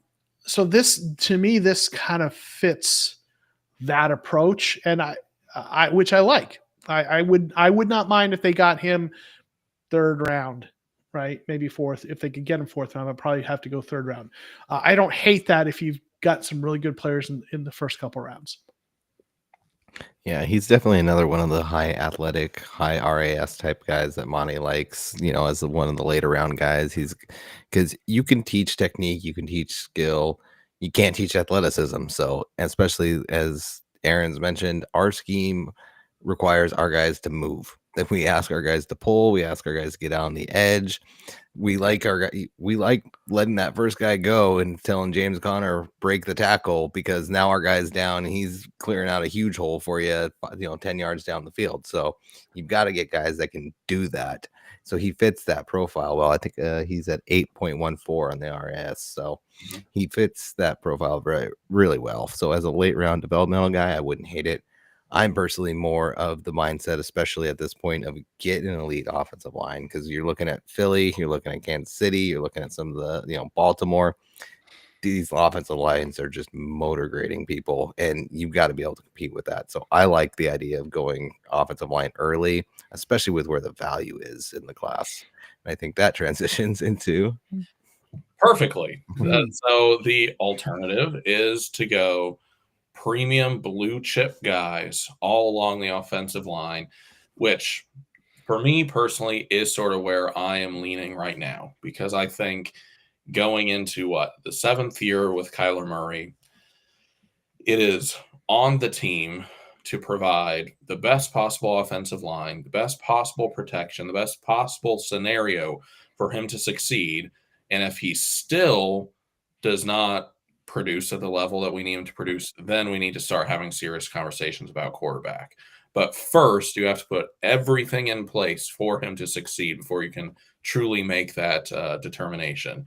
And part of that is, all right, we gave you blue chip offensive line across the board. We put together the best possible wall in front of you. And that strategy would be leaning towards these next two players.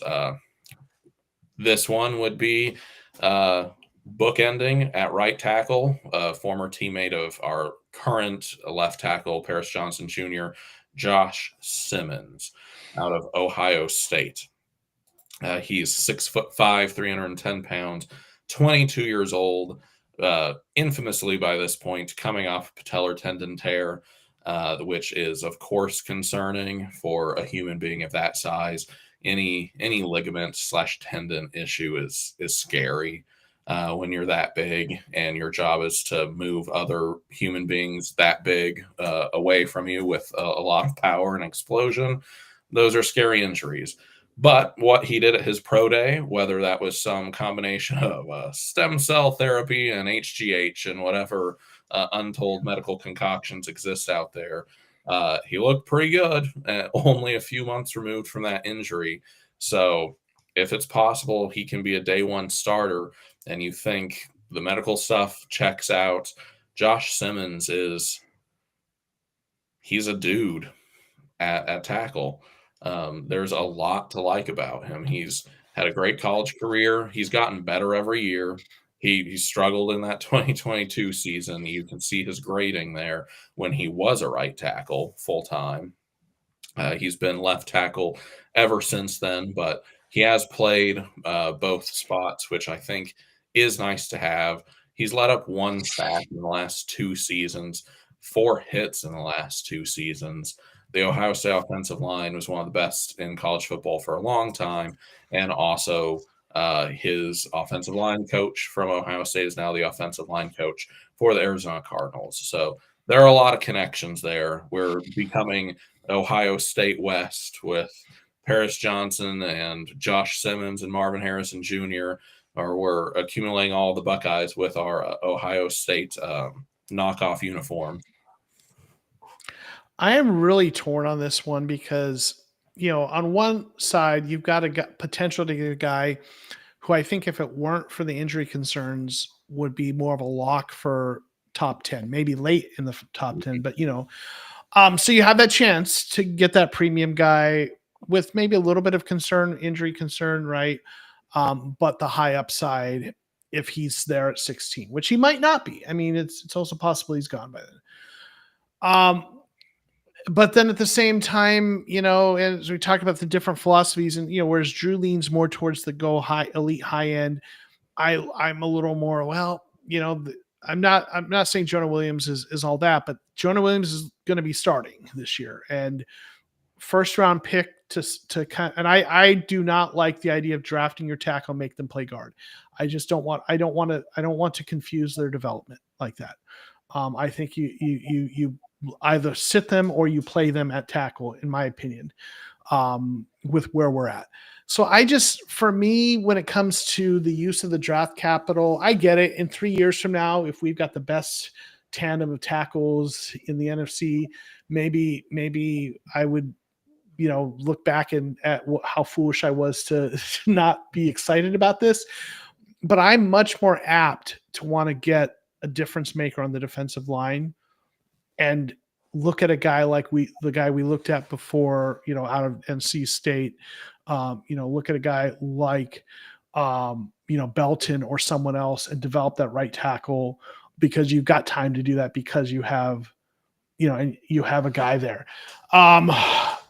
I would make, the next player we'll talk about, because you don't have the injury history and it feels a little safer, even though the upside might not be as high. I feel maybe a little safer about that.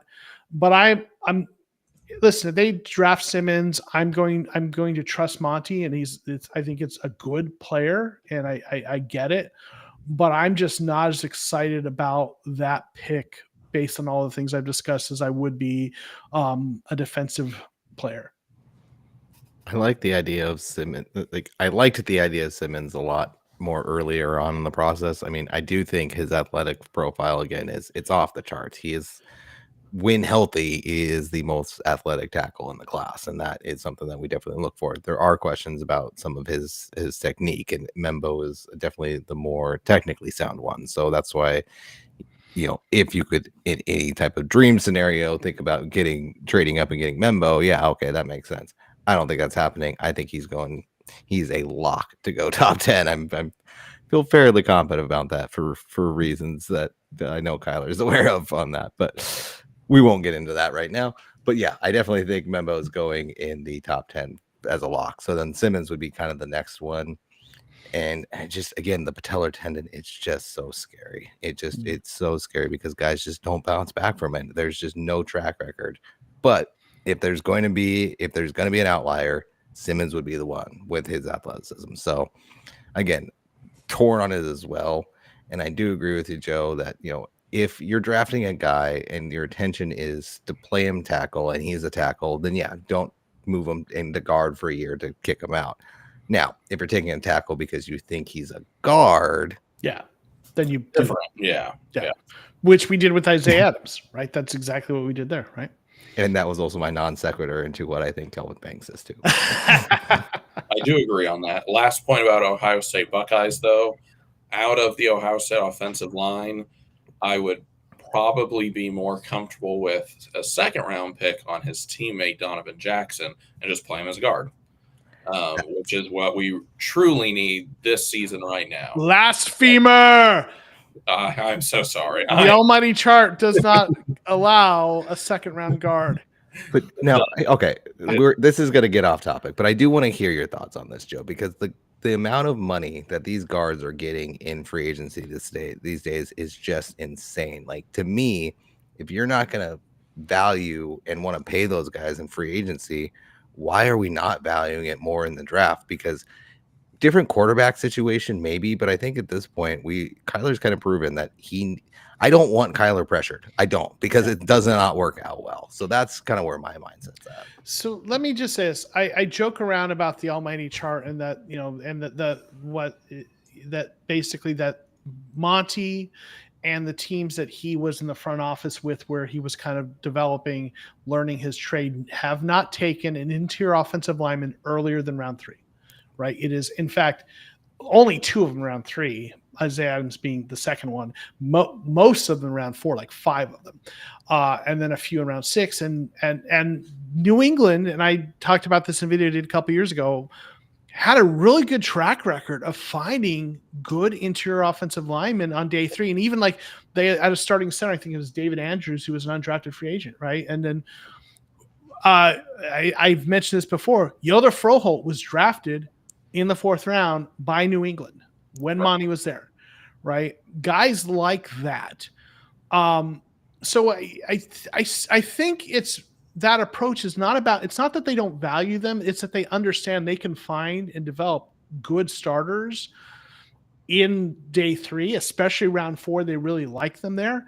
They've drafted 2 guys around there, right? That we need to see if they develop. I know some people are down on Isaiah Adams. I think actually for a rookie, he played reasonably well. He was better against the run in the pass, but he graded out for the season in terms overall, graded out at 58.4, which isn't bad for a rookie, but he got better as he went along. So I think but I also don't think it's out of the realm of the possibility. Monty might pivot. He might decide to go a little richer than he has in the past, because maybe sometimes things do evolve in the league. And, and now he's with a team that is building maybe a little differently than they did in New England, right? Much more run heavy, perhaps, that he's trying to do. And so as much as I joke about that now I still don't think we're going to see a 1st round interior offensive lineman. But as much as I kind of joke about the almighty list, it wouldn't shock me if we saw late 2nd rounder. at some point because he wanted to go rich. But I still think that's less likely than taking someone round 3 or 4. Makes sense. Makes sense. One housekeeping note: I'm trying out this Restream service I've never used with Joe on or any of the other stuff. I am unsure; it might time out at the 2-hour mark. So we've got 11 minutes left. We've only got a handful of players, so we'll go a little bit faster on the last few of these that we've got. Kelvin Banks, though, is the last of this group of tackles, and he is more in that first round realm with Josh Simmons. He's going to be a first rounder. The question with him, though, as Drew alluded to, is he's got a T in front of his name right now, but you draft him to be a guard with the mindset he's going to be a guard long term, which I think is very viable with him because he does have the arm length issues, which teams can be concerned about, that kind of kick him into guard. And he's got great guard size, 6'4", 320 pounds. Dude's still only 21 years old. He's number 20 on the PFF big board. And he can move too, which is a great fit for the Cardinals with a hypermobile quarterback like Kyler Murray. So I think he could be that impact starter at guard. And if I see the Cardinals pick him, I do think it is with the intention that he is a guard for the long term. I would not really like to see them pick him, like Joe said, to be a guard this year and then be the right tackle, and then we just have to go figure out guard again later on. If you think he's an elite right guard potentially, sure, go for it. But there is that positional question on it. I'll just say really quickly, I don't think they see him as a guard because I think I do buy into the idea that Monty has this philosophy that you take tackles early. Actually, they take them all through the draft. But if you're going early, I think you only go early on tackles because of how strong that pattern is. I think, I've said I could see them stretch it a little bit and go late second round, but I just don't see them taking a guy in the first round that they think is as a guard. And the fact that they have met with him, and these 30 visits, they've got the measurables. And they've seen the tape. So I think the 30 visits, maybe they want to do a little workout stuff, but I don't think the 30 visit is to figure out if he's a guard or a tackle. I think they had that figured out before the 30 visit. So if they've had a 30 visit with him, it means they are interested in him potentially. And I think they're interested in him is because they see him as a tackle. That's my view. To me, though, I'll just say he's the higher floor, safer, lower ceiling option at first round tackle, which based on my apprehensions about the injury, if you're telling me they're going to go tackle first round, even though Simmons has higher upside, that my risk averse side is saying I'd rather it be Banks. I mean, yeah, I agree. And I think that's why Donovan Jackson, I think, has become sort of my favorite offensive line prospect out of all of these top guys. It's just because I think he's got the highest floor and ceiling of all of them. Like he is going to be a very solid guard at the next level. And I think he's got some tackle upside to where he can succeed at that position if you need or want him to be down the line. Not where necessarily you want to, but if you need to, he can. So, but the one thing I will say about Banks, the one kind of counter argument I'll give you, is his RAS score as a tackle is 8.25 and his RAS score as a guard is 9.54. Yeah. I'm not saying he wouldn't be better as a guard. I just don't think it fits the Monty strategy, if that makes sense, right? So if you tell me he's going to be a better guard, then I'm like, yes, let another team do that. Yeah. Yeah. So I will quickly run through a couple of names. At this point, we brought in one wide receiver for 30 visits and 3 running backs. One name out of that running back group stands above the rest in many ways for any Arizona fan. But to give credit to everyone who has been listening this whole time and my commitment to get through all of these in some capacity, wide receiver Keandre Lambert-Smith out of Auburn was brought in for a visit. To me, quick synopsis, speed guy. He's your speed tool, deep threat receiver. Not really sure whether that's a need when you've got Xavier Weaver on the roster. I do think I actually do like going. We haven't really used Xavier Weaver much, and then the guy we drafted out of UAB was another guy with some speed. But I've been saying all off season that like receiver, there's two types of receivers that they could look at, or that there's a need for. There's a slot to be kind of the Greg Dortch replacement Agreed. eventually, or there's that speed guy to take the top off. This is clearly that guy who you're just saying run go routes and take the top off and seeing what he can do. So yeah, Exactly. You take him, you throw him in the room, and you say, okay, the best one plays. Yeah. Right. And in running backs, we've got two Arizona guys, technically. Running back out of University of Arizona, Ja'Cory Krosky-Merritt. That's kind of with an asterisk. I think he played one game with Arizona. He really had his great season with the University of New Mexico in 2023.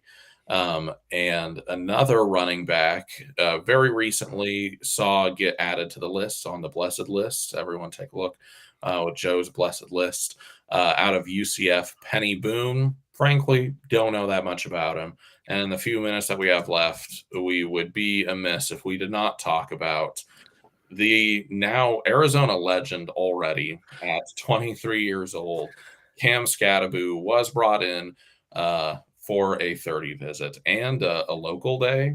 I'm not sure if those are two separate visits or not, but he has been looked into. Cardinals have done their homework on Cam Scadaboo.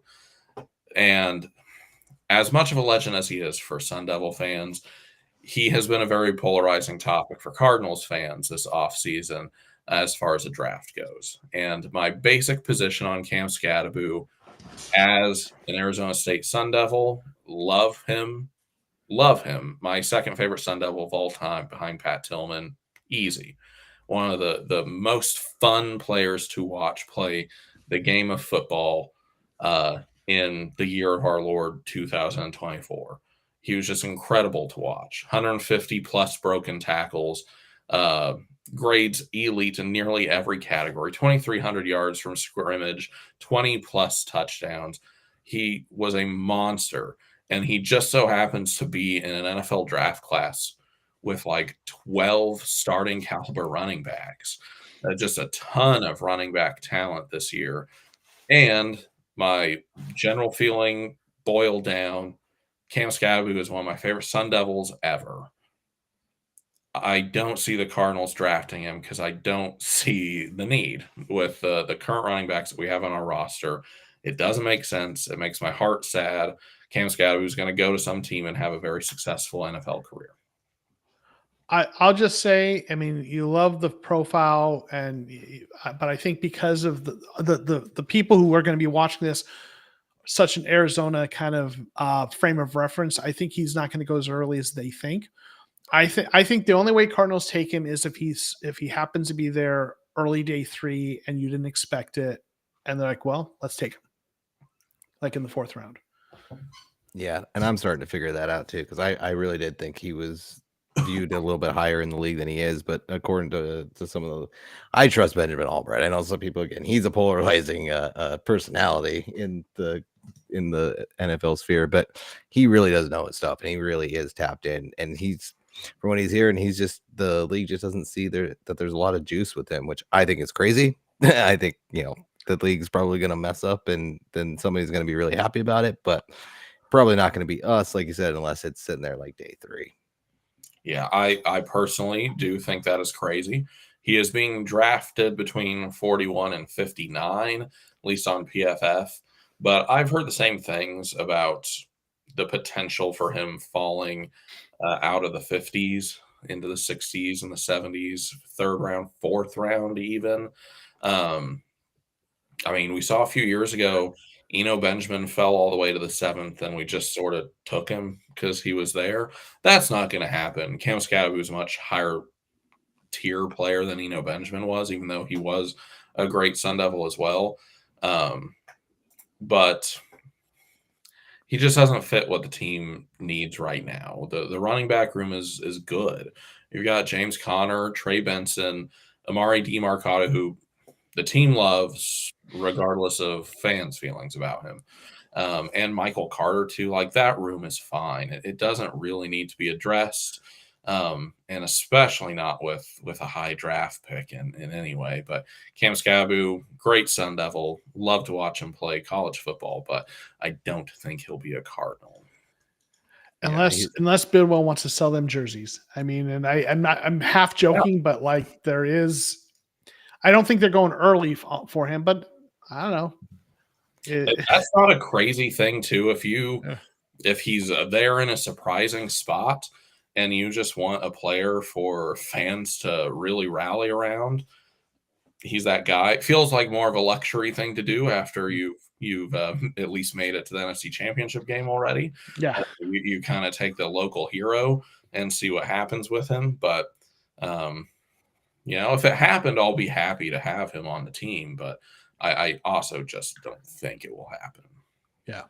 It's definitely a long-term solution. It's a long-term pick. You're not drafting it for today. You're drafting it knowing that eventually James Conner is not going to be on the team, and he kind of fits that mold. And then you've got kind of the same setup you've got now with a Scadaboo and Benson as your 1-2. So, but again, that's a luxury position. And if he goes anything before the fourth round, I think you got to try and find guys that can make a more day one immediate impact.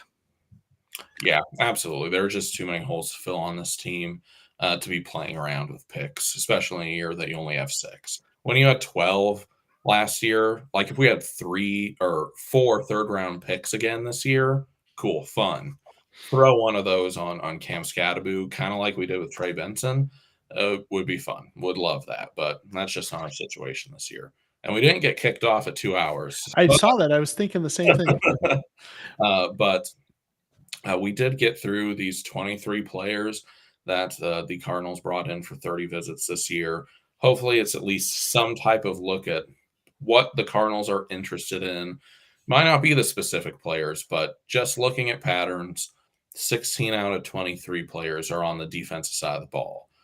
Monty and this front office and this coaching staff seem to be dedicated to fixing defense, making it an actually elite defense that holds up its side of the bargain, and hopefully the offense can too, because frankly, last year the defense got coached above its talent level on paper and held up their end of the bargain more than the offense did, it seemed. The offense dropped the ball a lot in certain key game situations where they needed to score, and it definitely goes both ways, but they seem really dedicated this offseason, free agency, and who they're really interested in the draft in getting defense fixed, which is a great thing.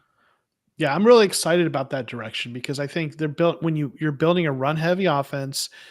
And if that defense can be a top 10 defense, if they can get up to that point in terms of, what points allowed in yardage and things like that, all of a sudden the offense doesn't have to, Kyler doesn't have to play hero ball as, often. And a run heavy offense gets you enough points and it becomes a very different type of game. So I'm excited, with what I've seen them do. I know some fans and some analysts, had been very critical for them not spending more and earlier, but now sitting back and looking at the moves they made, they spent a bit on Sweat.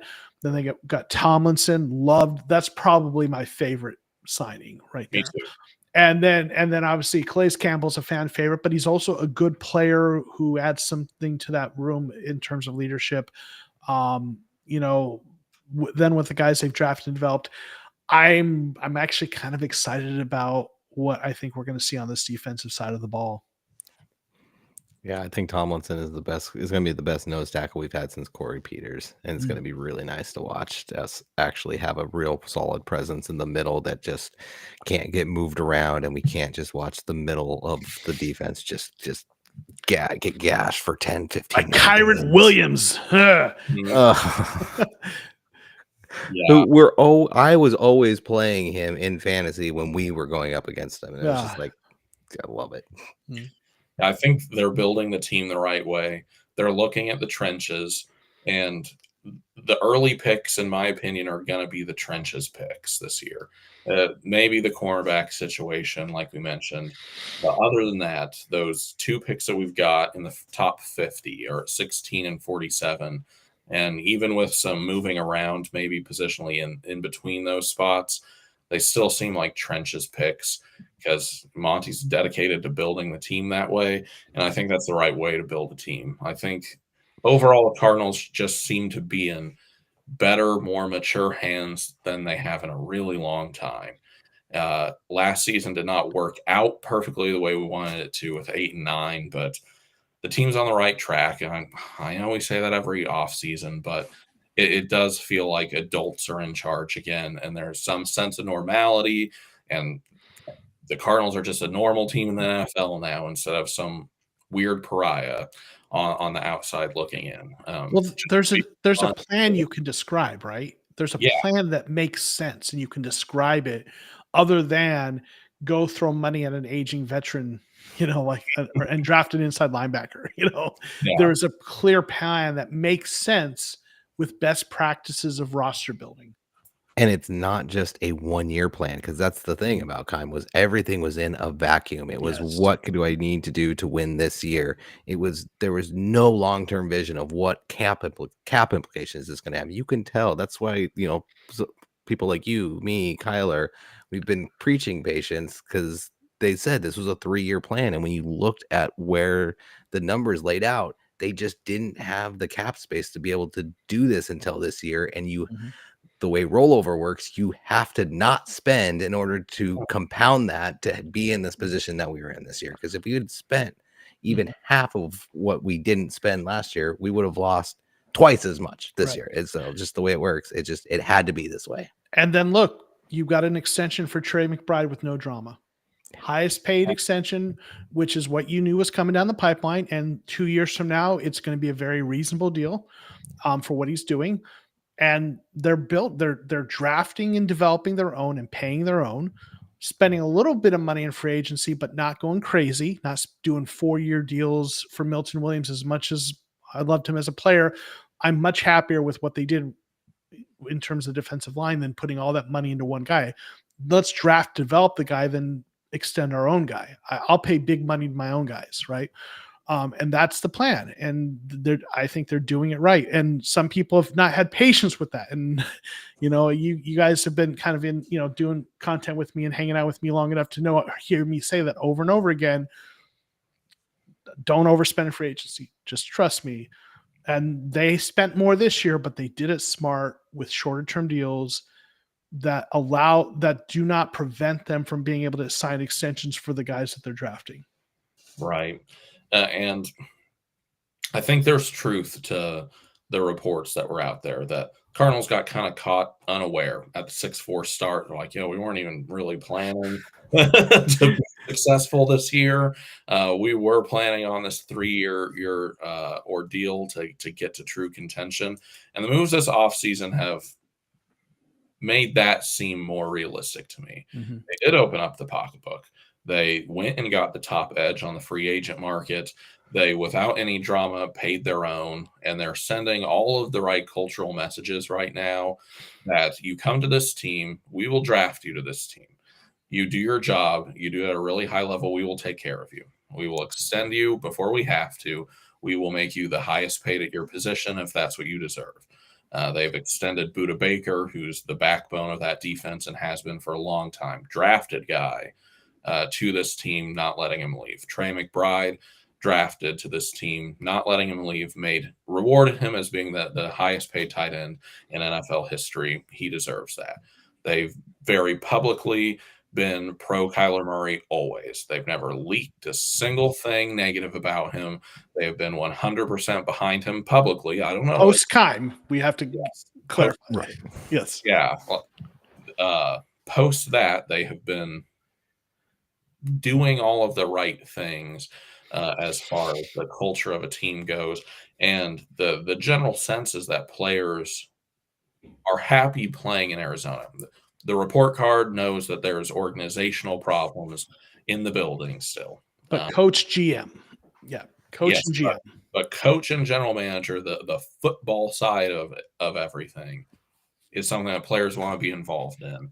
And even just fun, like feel-good cultural things like, let's bring back Calais Campbell, the only active player in the league who was there for our Super Bowl run and our NFC Championship game appearance. like our link to the most success our franchise has had in this century is Calais Campbell, the man who was there for both of those things.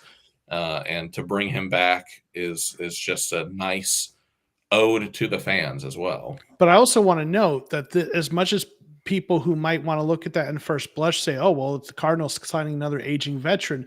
This is different because like, this is our big signing, JJ Watt. I love JJ Watt. Don't get me wrong. Right. And loved what he did culturally, but this is not Emmitt Smith, JJ Watt, big money, or the guy we're depending on. This is a guy after we had made what we thought were all of our moves, we bring in as another piece for depth on a very reasonable contract that was like a bonus. It was like, oh, Calais Campbell? Wow. It was not.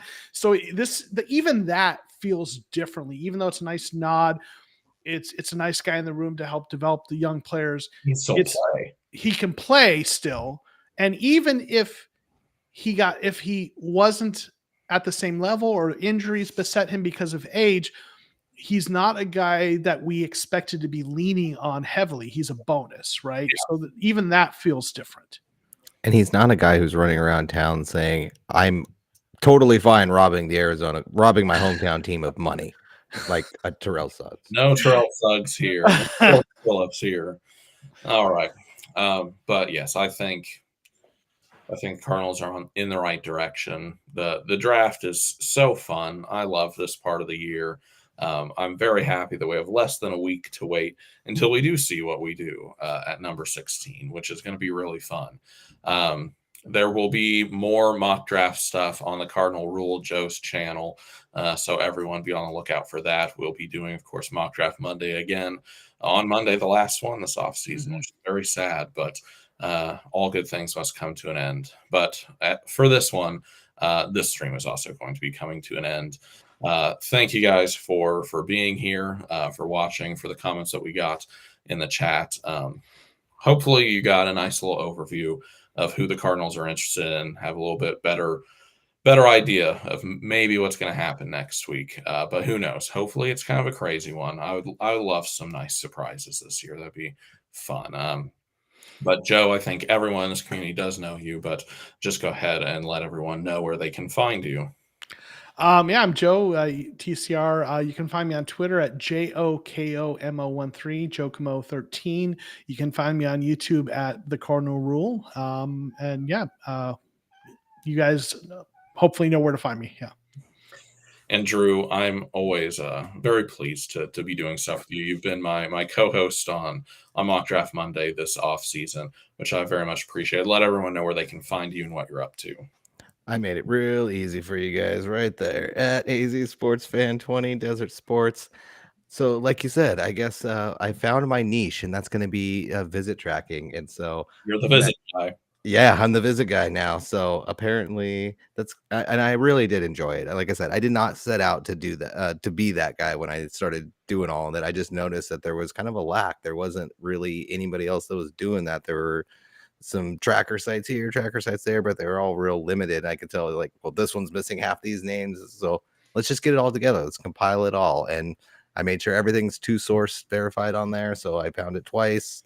Doesn't mean, based off some of the things Monty said, that, some of those names might not actually be anybody that they really had any serious discussion with, but there were serious reports. So that's not my job. I just put the list together. So next year, I think I'm going to set out to do that a little bit more. So I'll keep the content coming and come along for the ride. I love having discussions about it.